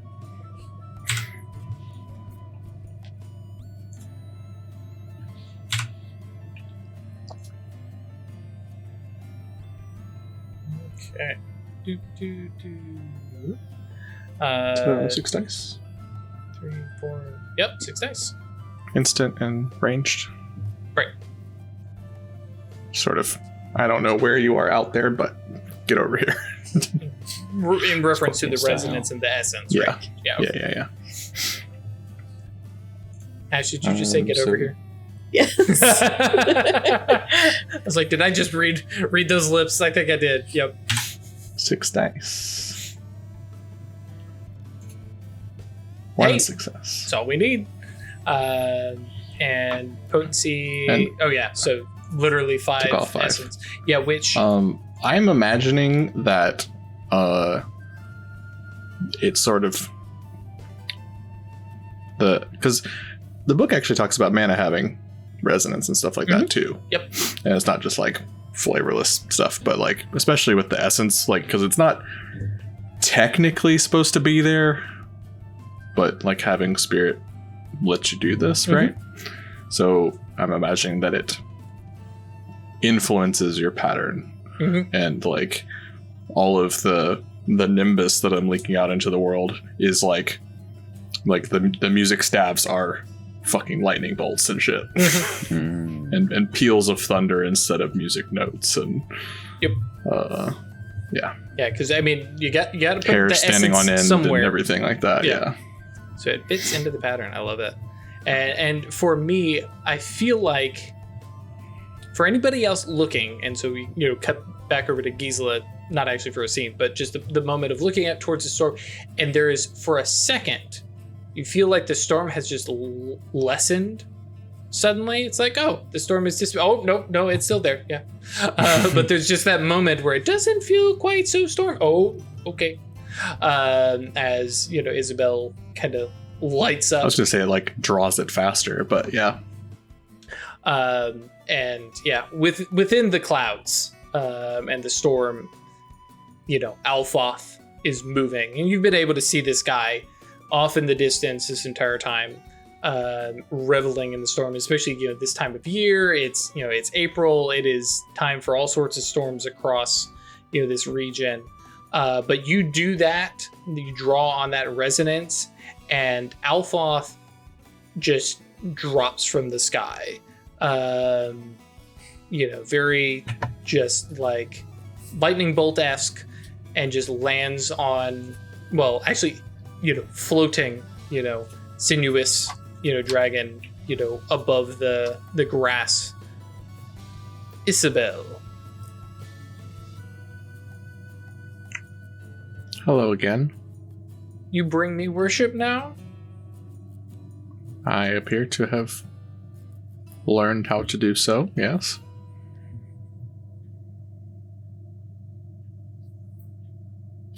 Kind of like looking about, clearly looking for like a vessel of some kind. And then kind of eyes you directly, and big lightning dragon face, kind of hard to read emotions on, but is definitely quizzical, like, what are you doing? And I'll just like hold up my fingers, and there's just like Static. lightning jumping between them. Sorry, Thor moment. Ooh, sparkle fingers. Yep, okay. Yeah, and kind of looks and says, that's a neat trick. And like big, massive, lightning serpent tail just kind of whipping out and just kind of wraps about your arm. And it's not pleasant. Take like a bashing wound kind of thing. Don't actually bother marking it because, well, actually, yeah, go ahead and mark it just in case. Baby. It's okay, Layla. It's fake thunder. And wraps about your arm, and unless you're resisting, starts to draw Just- the essence out of you. And yeah, you watch for especially, eyes open and all, the lightning just kind of running out of your chest, down your arm, and up into this thing, and the gold glow, the light in him just kind of, reaches a peak and kind of settles back down again. And there's a very stretch and flex kind of motion, no arms, but and that is a very neat trick. Kind of watches you.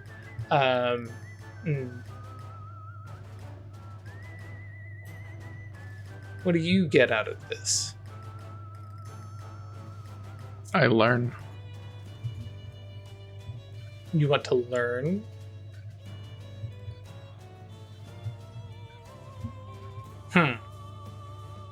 What is more powerful in the natural world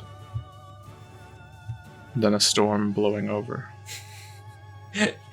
Get that? I mean, compliments and flattery gets you everywhere, but yeah, puffs up, right? Peals of thunder in the clouds. And so,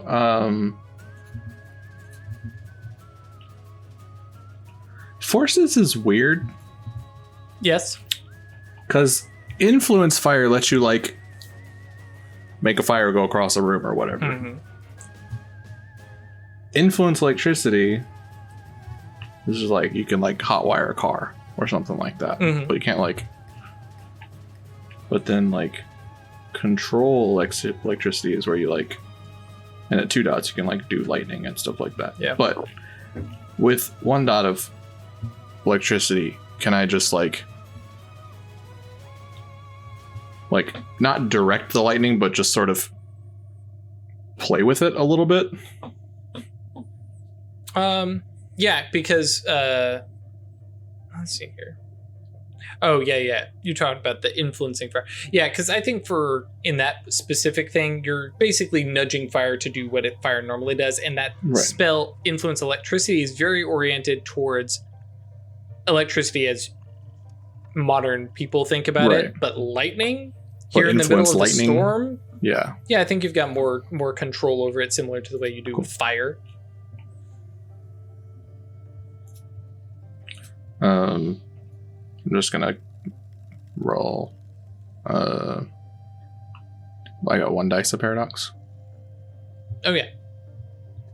If you're trying to do, because you're at least doing instant and sensory range. Yep. You didn't overreach before.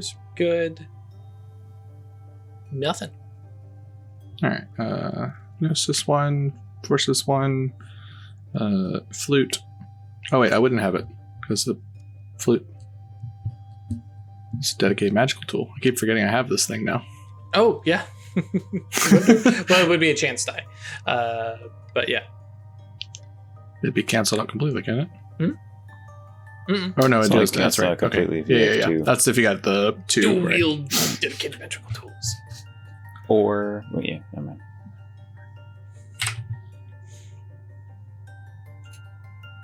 Using a willpower. Oh, Damn. What do you mean? the intent there to mess with the storms, which and I feel like this is very good. Well, first off, regular failure or dramatic failure. I'll take a dramatic. Cool.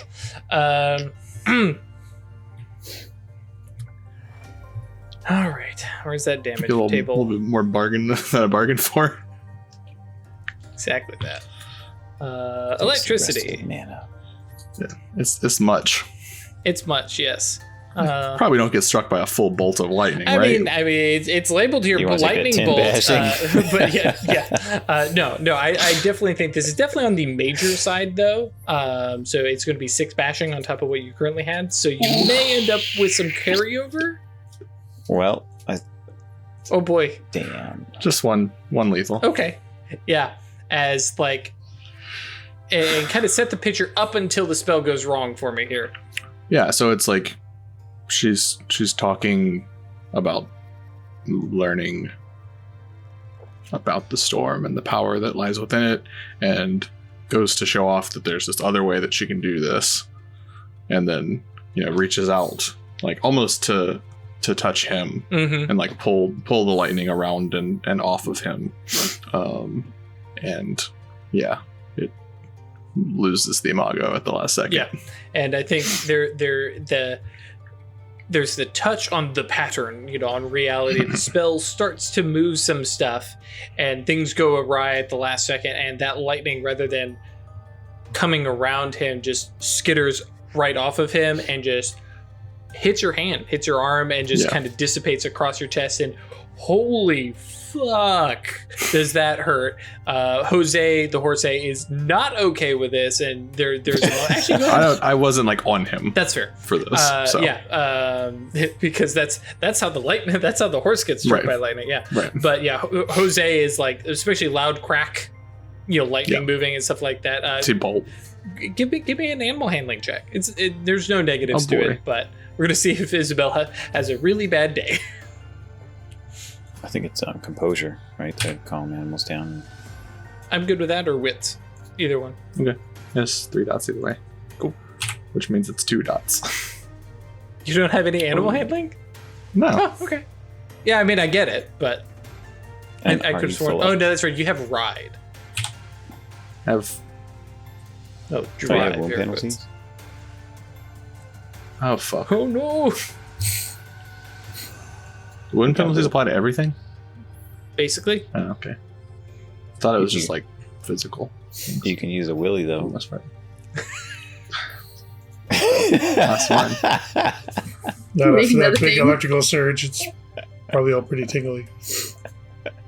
1 success. Yeah. Nice. But yeah, so there's that, and your arm and your chest. It's like, wait, Jose, come here. It's okay.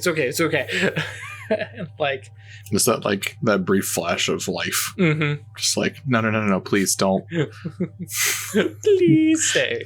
And kind of lean on the horse a little bit at this point, I think. And like Alphoth laughs, and it is not a mirthful, it is far more malicious. No. Yeah. And says, no, you are not ready to wield the storm, little thing. Exactly why I must learn. Very well.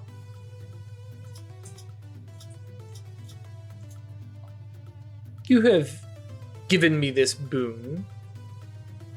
You wish to know the storm.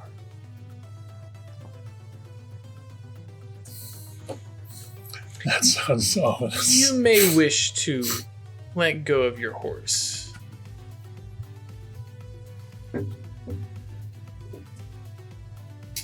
Atomization in 3, 2, 1.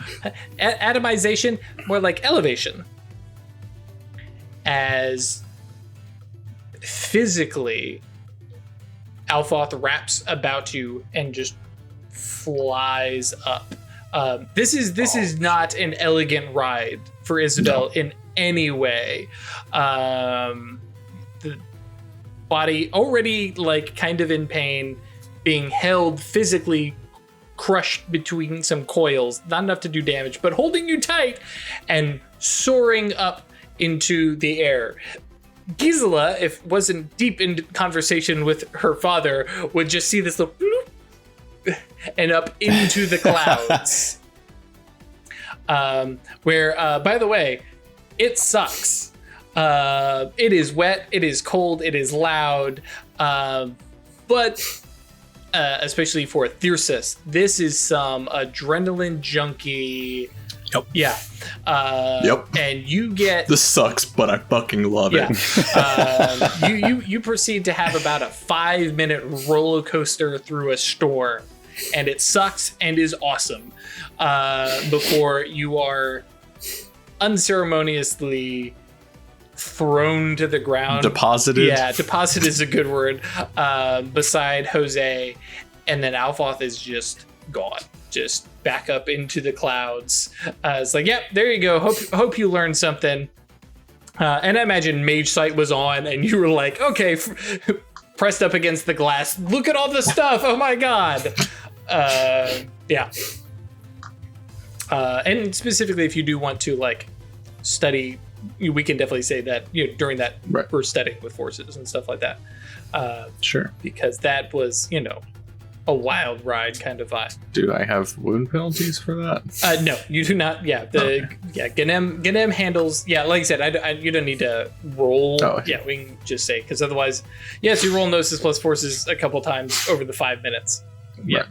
But yeah, you definitely get a up close. Oh, so this is what a storm is like from the inside. You know, clouds are, yes, very fluffy, but a lot of this is very cold and smacking water at however fast, you know, Alphoth is dragging you through sucks. Quick. Yeah, quickly. With a quickness. Lightning quick, one might say. And yeah, you get deposited, and Ganem is basically crawling all over you as you're deposited, and he goes, "Why?"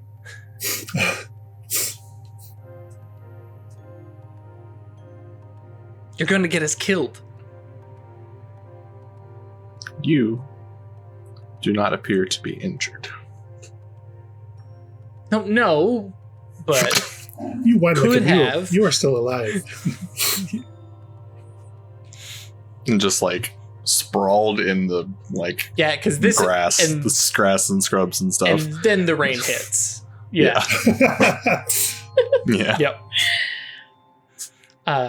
But This smells terrible. No good, very bad day. Nah, it's fucking great. But yeah, I was to say, Theosis have a very different view of the world than everybody else. So yeah, in that like last second before the rain hits, Mm-hmm. There's this sort of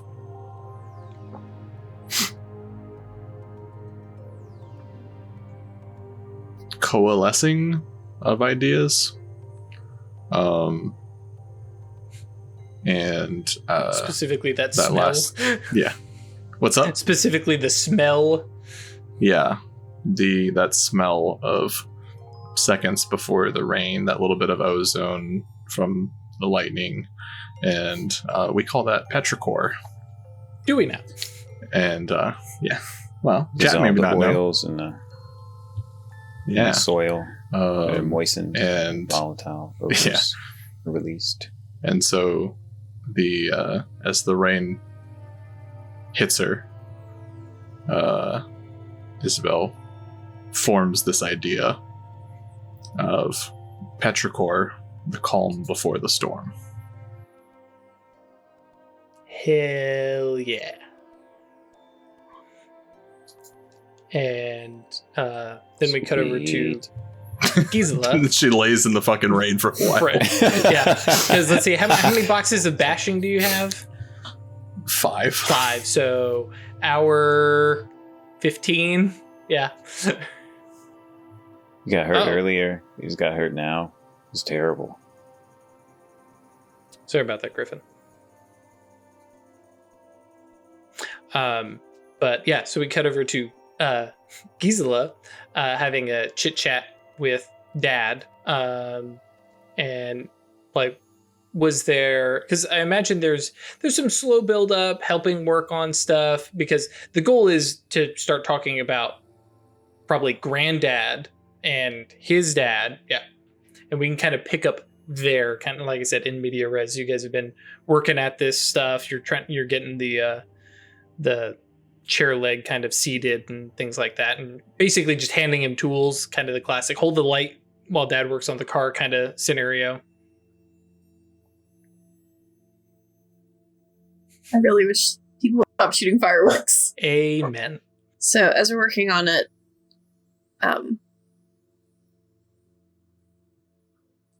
so how long have these things been happening?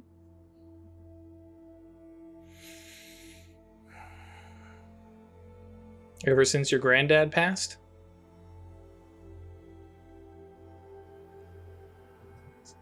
Were they not happening? Was that when they started? For me, What does that mean? Well, before that, it was your granddad who was really unlucky. As far as I know, before that, it was his dad. Do we know where it actually started?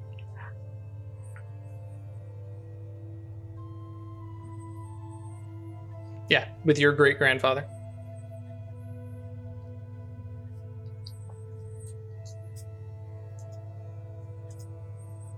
Do we know, or was there ever any reason given? Are we just unlucky? We're an unlucky family, but I mean, there's all sorts of stories, that, well, your granddad told me, chopped down the wrong trees, went to the wrong place, don't know what caused my grandfather to be so unlucky, but he wasn't, and then He was. I don't know what he did. There's no evil witch he met in the forest and cursed him, future generations. Are we sure about that?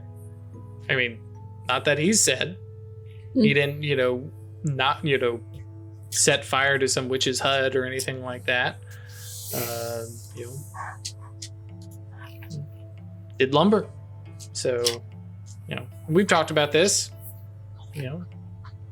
Fled the trees, came out here. Kind of looks to the horizon and just the fairly treeless, and kind of looks at the chair and says, "For all the good it did us." Didn't stop it. Yeah. Now my only question is it going to be you or your brother?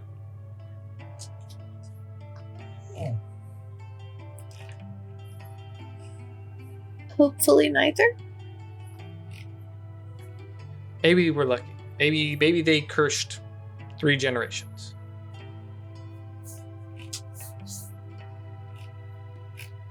Even if they didn't, I'm going to fix it. Pats your shoulders. And there's a way to break it. Every curse has a way to undo it. if there is a curse, it could just be luck, bad luck on our family. And kind of like shrugs. And like, even as he says it, you know he doesn't believe that. He doesn't believe that. Like, there's bad luck, and then there's this persistent, he can't get a break.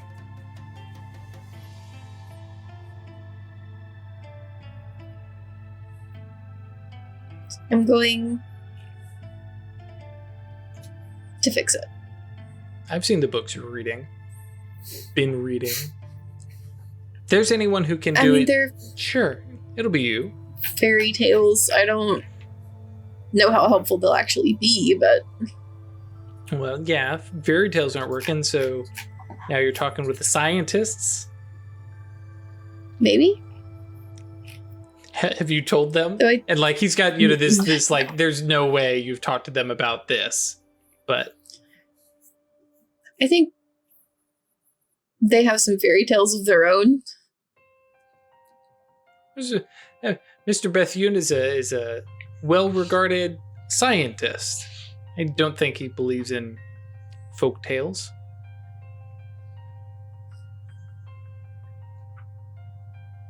I mean, his folks are buying some.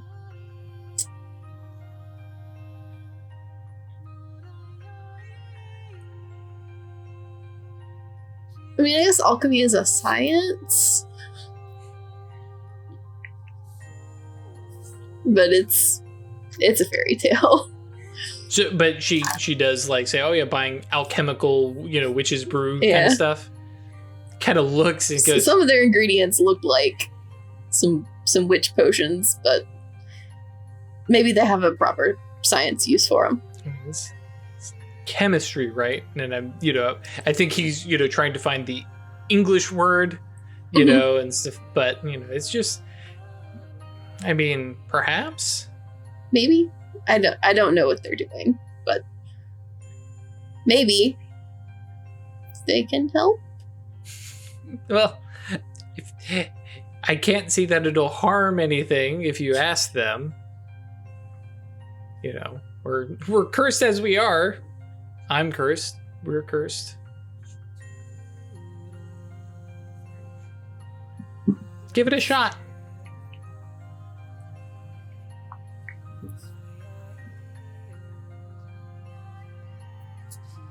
In the meantime, I went into the mine after the collapse because I wanted to see. See what? Anything? It's a bunch of rocks in the dark. I mean, the mine is literally the least interesting place to look in all of Purgatory Bluff. I mean, I wanted to see if anything caused it. Why it happened. The mine collapses. This is your problem. These things happen. You can ask any of the miners, especially the ones who have been here even longer than us. You know this. The mines collapse. They have problems. Small cave-ins. Injuries at work. Mining is a hard business. Kind of gestures out towards the graveyard. There's quite a few brave men over there.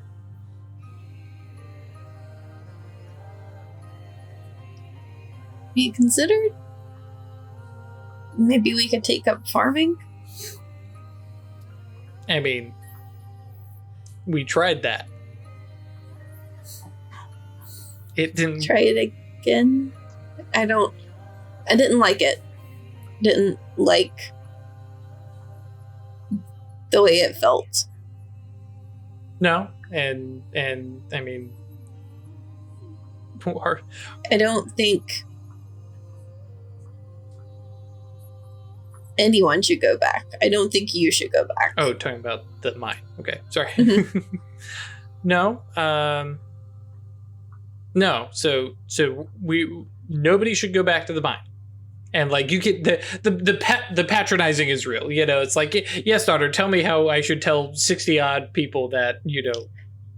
I mean, I know I can't convince them, but maybe. What? I give up You mining? at least could be safe. And do what? Go labor in a farm? We don't have the money to. Ceiling isn't going to fall on you. You're not going to be buried alive in a field.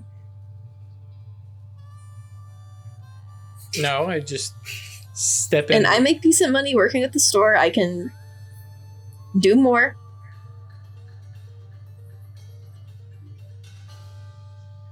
I think you need to roll presence plus persuasion here, otherwise you may wound Dad's pride. I'm bad at this. I have 2 dots in persuasion. That's still not great, but...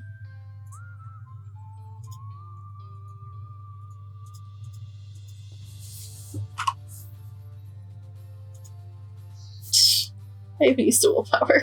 Oh. Yeah, he shakes. He's like, no, I feel bad enough that you're working there instead of finding a husband and having kids. Yeah, I'd like to see grandkids. Just saying. I mean, at some point, maybe. I mean, there's some miners I can introduce you to.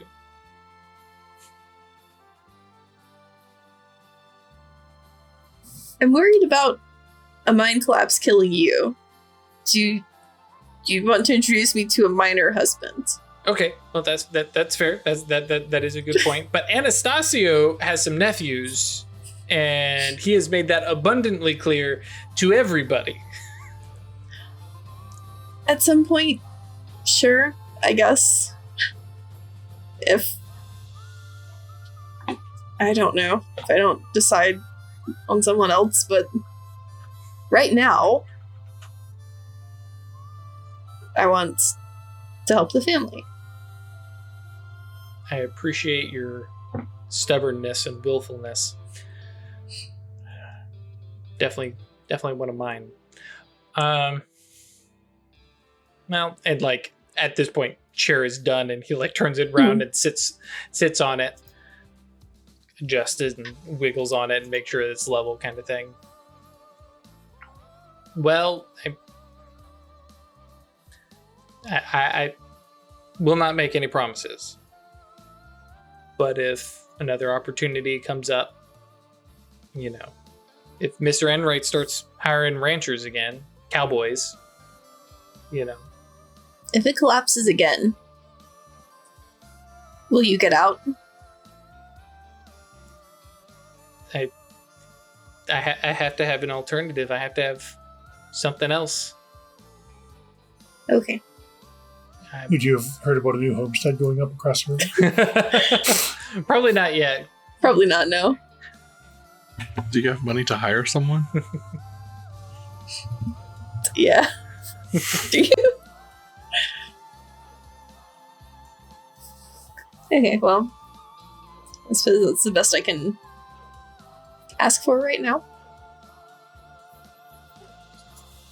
I will be listening in for other opportunities. Yeah, if there's any place to hear gossip or news, it's that store of yours. That's the idea. Well, you know, maybe Anastasia will fire that lazy, good-for-nothing clerk and hire me on instead. And probably do better job. Kind of, you know, the very fatherly teasing, you know, and stuff like that. Like you've seen his A, handwriting, and B, his math. Yeah, you know, dad is definitely manual labor kind of stuff. But all right, let's get inside. Kind of looks up at the rain that is coming, and you know, heads back inside just before Isabel makes a splash landing. Steps inside. Hugs you to his side, gets inside. There's, you know, food starting to get plated up, and you guys have a good family meal. Luck or not, it's a pretty good family. All right. And speaking of family, we kind of cut over to Theo. And Catherine has, like I said, at this point, Theo has kind of turned a little bit mummy-esque. Various band-aids here, and, well, band-aids, you know, wraps and bandages. And here's this... Dressings. Yep. You know, and you know, this scarf has now, you know, been doing double duty as a... Yeah. But overall, doing better, feeling better. In the midst of that, I'm going to spend a couple of mana to heal a try. Sure. Just see if I can use it to reinforce my pattern. Absolutely, Okay. yeah. Jean-Paul Legba told you about it, and your opportunity to try it. 3 mana and 1 lethal wound, I believe. 1 lethal or 3. bashing. Right. Yes, 3. Okay. Unless you have life 2, then it's 1 for bashing. Yeah, because it's an equivalent exchange. One lethal for 3, whether you're scouring or healing. Yes, that's right. 3 mana when scouring. So, yeah. Yeah. Catherine, you know, kind of finishes up with you and basically says, all right, well, there's some stuff in town I need to, you know, handle, and I need to go talk to Anastasio about some deliveries. While you're in town, can you make some inquiries for me?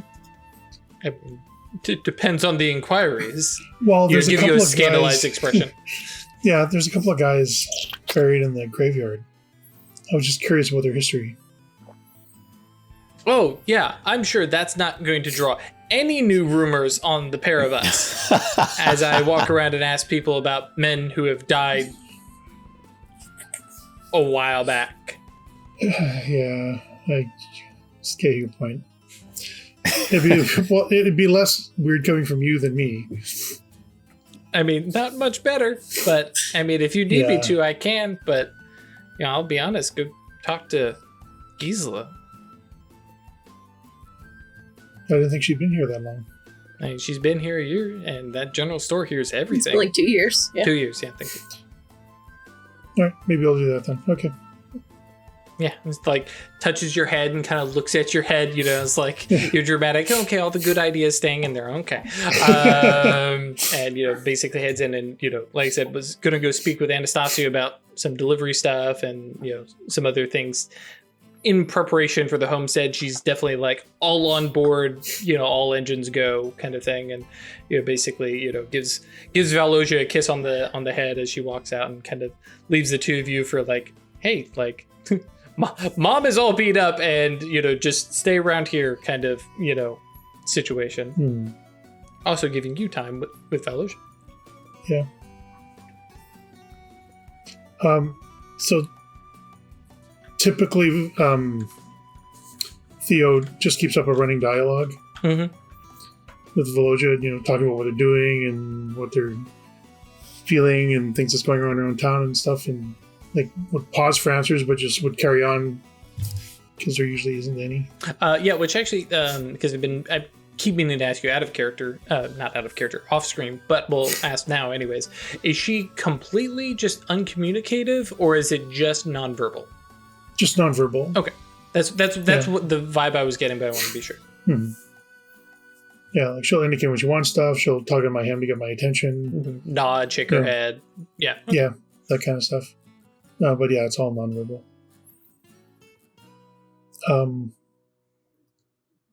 I wanted, now that we're alone, I wanted to have another look. If I could. Where's my spell?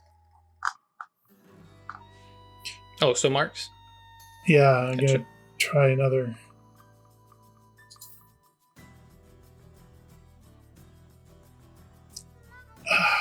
That kid's tough. Hey. That's great. I increased potency by another 2. Oh, okay. I was like, wait, hang on. You did 4 last time. Cool. 3 successes on 2 dice. Yep. Cool. But yeah, so 2 questions, or 2 soul marks to look for, basically. Yeah. Though actually, real quick, before you say anything, let me reread that spell, because I'm curious. Can determine the health of, and then, okay, you determine. Okay, cool, perfect. I was like, do you notice 2 effects, or yeah? So, yeah, 2 things to look for. Then. Yeah, 2 things to look for. Any persistent conditions? Yes. Non-verbal, or specifically, I think would come across as mute. Okay. Any paradox conditions? No. Okay. But let me come back around here to those conditions. You get 3 soul marks to look for? I only got 1 with a -4. Oh, you had 4 dice. Sorry, I thought you had 6. Cool. Yep. Yeah. But, and specifically, I think just because mute is such a, like,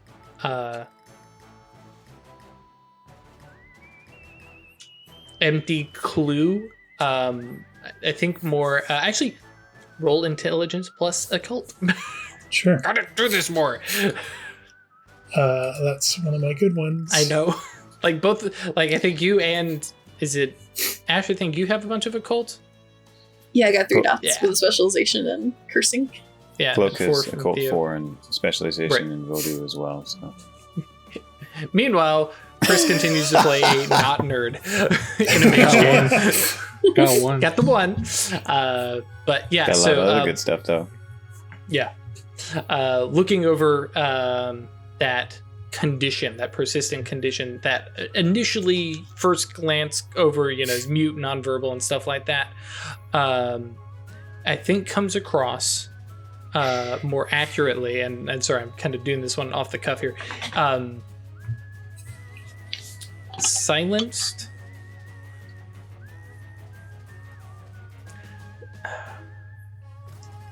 How to put this? Yeah, silenced by the supernals. Oh.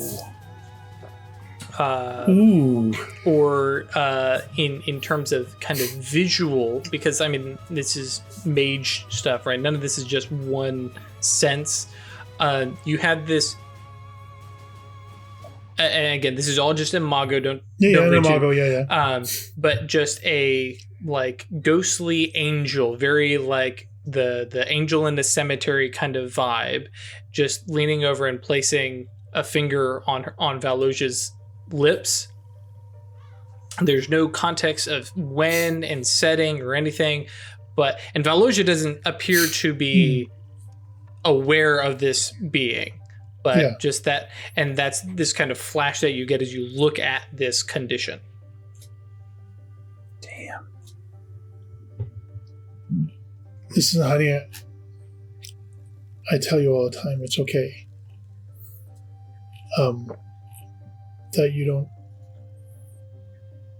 That you're great just the way you are. But if you want to talk again, I think I can help. Kind of, the head tilt, quizzical. I've been seeing things and learning things. I've made some new friends. And they've kind of told me about some new things that I'm learning.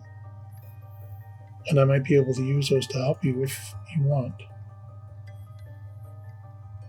You don't have to. You are fine just the way you are, and I love you just the way you are. But if you want me to help, to try and free your voice, I think I can.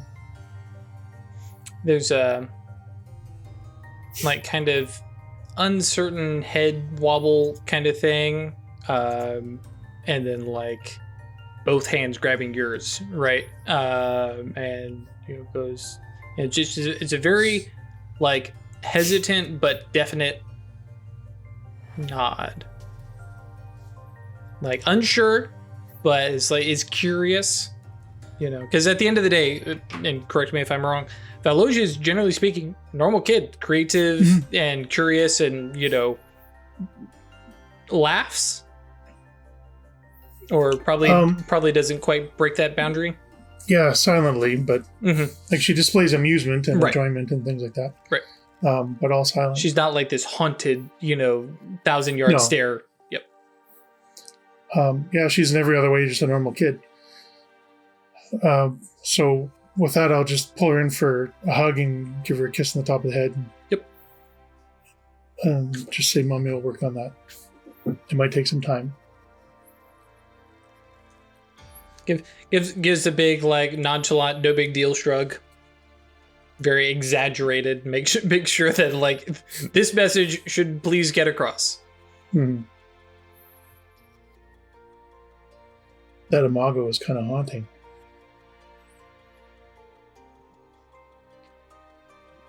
Yes, a mystery. The Moros.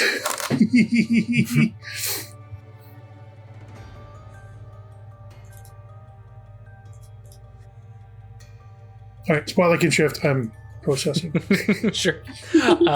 Cool. So that I think kind of gives us a nice little wrap back around to Jean-Paul up at the barracks, and kind of stepping in after having spoken with Theo the night before, having some time that morning to kind of think, process. Yeah. So let's just say earlier in the day, he's probably met with Sunny T and Missy J. and mentioned to them that he now has, in many ways, greater responsibility than he's ever had. And that he's going to have to rely on them for more of the day-to-day leading of the cult. So we can have that conversation in character if you like. Absolutely. Yeah. Because okay, cool. Sounds good. Yeah. The two of them kind of, everybody else is whining and working. There's a couple others. Man, some of these names, man, I can't even. But French. Yes. But having trouble. Yeah. So because we're gonna grab the easy one there, that Mackinson, who's like, no, I'm not going back in there. And has tried and has worked with you guys, but he's one of the like guys who's basically going to go to. Are leaving. Is kind of there and has given space, and it's definitely like, he and whoever the other might be are definitely like, we're not mining, but this barracks has never been more immaculate. Has never been, like they're like, if we're not doing that work, we're going to throw ourselves into some of this other work. But giving you three some space to kind of lean together and talk, but Nessie J kind of looks at you and says, what new responsibilities? I met Legba. You've been mounted again? I went to Guinea. It's like both of them kind of leaning back going, no. I found a path. And I went there. And he says, some of what I am going to explain, I can't tell you in complete terms because I don't think it's within your ability to understand right now.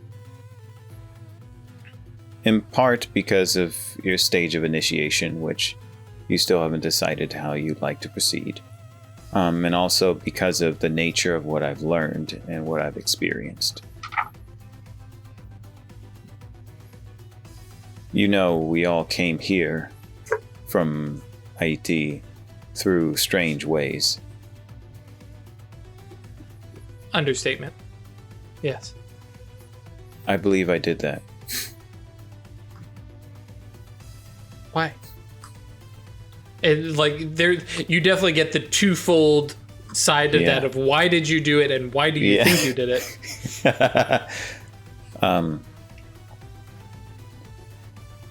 I think I have responsibilities here and everywhere, wherein Legba can't be here, wherein the Lua cannot come, wherein they can't mount us, wherein they can't protect people and throw off the chains, break them, and liberate others.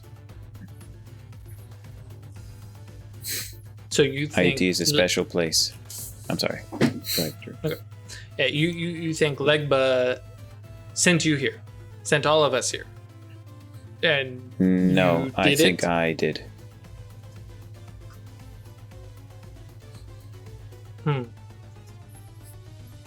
And I am now, at least here, in this place, Legba. And presence plus persuasion, sure. Be presence expression either. Yeah. If it's trying to change a mood, I'm down with persuasion. Whatever you think makes sense. Either or is good, but you can throw your cult influence in here. Okay, gotcha. That's good. Yeah. That makes a lot of sense. It counts as status, amongst. Yeah, totally.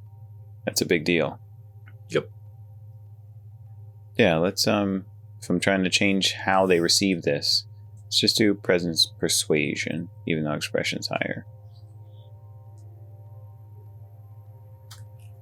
And he really wants them to get this, so he's going to spend a Huele.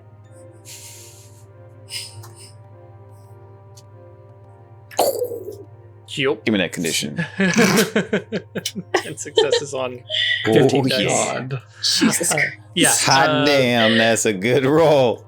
Yeah, I definitely think this is inspired. Like as the All right. words kind of start rolling out, you know, you Can I put it end on up them? saying, "Ooh, yes." I'm Because I think it'd probably yeah, be you know- more effective for what I want. I mean, conditions are great in getting beats, right? But what Right. Cloak wants to do is get them to the ultimate outcome he desires is them believing his words and them aiding him in accomplishing his goal, which is they're going to take responsibility and he can, you know, invest more in Right. what Legba has entrusted him with. But yeah, and like I said, like I think the words start to come out of your mouth and they just roll and just not necessarily build up momentum in like a Mhm. steamroller sledgehammer kind of way, but a like as you say things, you're better understanding it out of your own head. Great, You know that yeah. that very classic like when you teach somebody else, you understand better. Totally. And they are at the start. They're very not like this is some heresy. Yeah, totally. This is some not yeah. But as they listen, they're like, okay, maybe, and because I'm gonna bundle in a little bit of like, because well, I guess you could tell them some of the stuff because it's not actually supernal. Yeah. But telling them of like, you know, going to Guinea, speaking with Legba, seeing Legba, being Legba, having two women that you're not sure who they were approach you as the devil in the crossroads and being like, Mhm. that's not me. Yeah. Which, by the way, was a very, very important point. Yeah. And, Yeah. you know, they kind of lean back and go, okay, all right. And, you know, they kind of look at each other and, you know, I think he's serious. I think he's not lying. It's, you know, Cloak doesn't lie. I don't. He doesn't believe he's lying. It's fair. But yeah, you know, and I think I think they're you know a little bit of a smirk, a little bit of a smile, you know, and you know, Messy J saying, you know, I don't think Ungun Cloak is capable of lying. You know, I think that's been beaten out of him. But okay, well, you know, if you are stepping aside. Not away, but aside. You know, Messy J says, then somebody needs to finish their initiation. Yes. They kind of look at each other, kind of bet. eyeing each other, you know. But, you know, I think, yeah,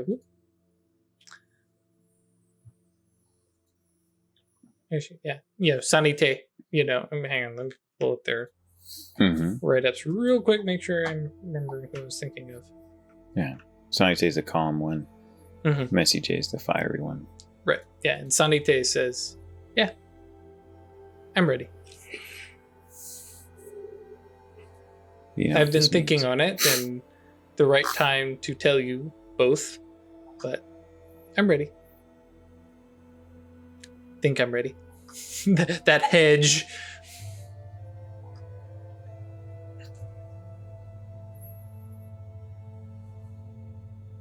There's no better time than the moment you decide. Do we have a place?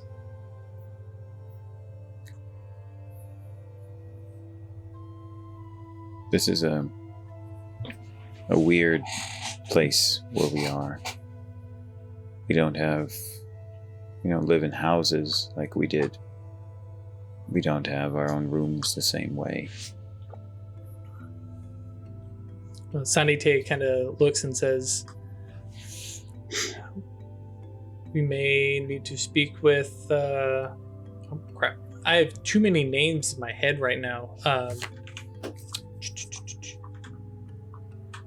Yeah, Marina, and perhaps she will let me sneak in and they will block me in behind the collapse. will be plenty dark and isolated there. You would go there. It seems right, considering all this and kind of motioning out to the mines.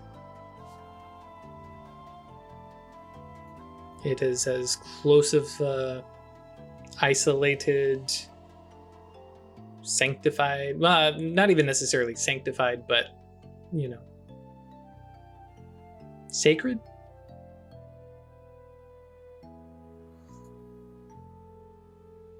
What has happened there has happened. It is a place of pain, a place of work, and a place of new beginnings for many people, and so it shall be for you.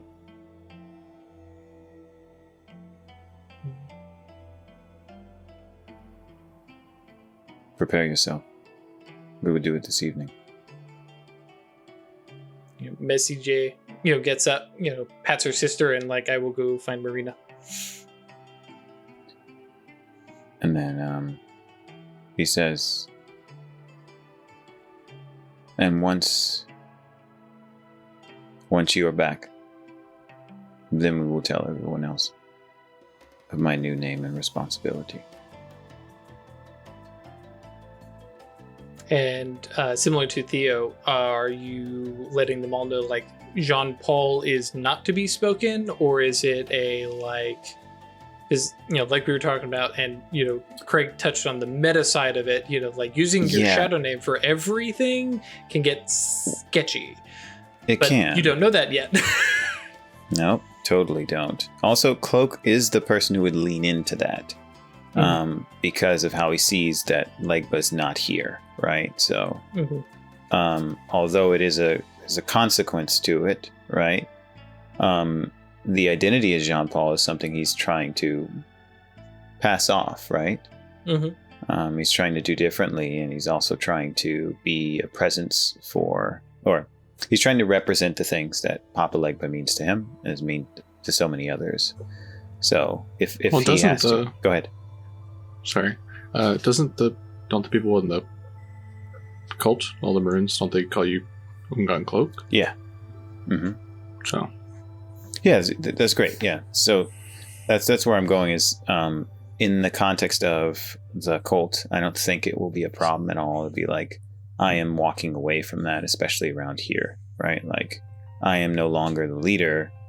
Sanite, once she gets her name, will be the leader, right? It'll be Mambo, whatever that is. And you can call me, this. You can call me Legba.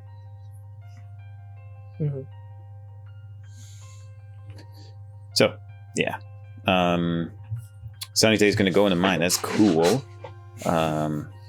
He's had the conversation with the two of them. And he would also like to have a brief chat with Mackinson, whoever the second is. Oh, you know what he'd actually like to do? Let's see. No. I'm not going to do that right now. He would like to have a brief chat with those two. Because what I was going to say is he's going to bring up the house raising, but he's not. He's going to do that all as part of a big thing where we're celebrating Sanite coming out and there's new leadership. And having talked to people want things to do other than mining. And there's going to be at least a little time before we're actually ready to raise the house. What'd you say? A new beginning for the cult, new era, new opportunities. Hell yeah. Exactly. Make it one big thing. There's a Moro somewhere who's ooh, transition? What? I'm on board. Cool. See what I mean? You see what I mean about a gift? Which brings us right at the end of our night. So perfect. Thank you all for joining us.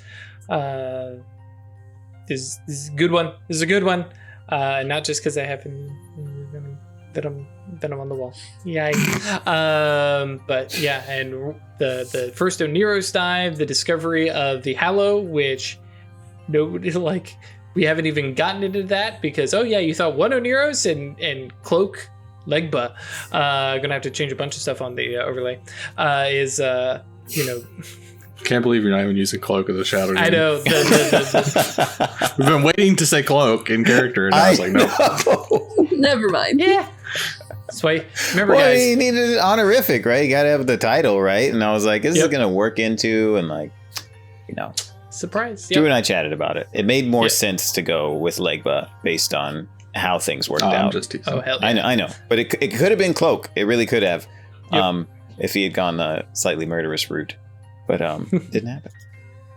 Remember, kids, don't show up to a game knowing where your character is going to go. I mean, D&D is a little bit different because you got levels, but, a game like this, spend XP wherever, buy new merits, all of a sudden realize, oh, I'm going to study this arcana because I got struck by that one lightning bolt, and now I want to figure out how forces work. Or be a Tratus and be like, mind shit is fucked up, so I'm going to learn it. It's good stuff.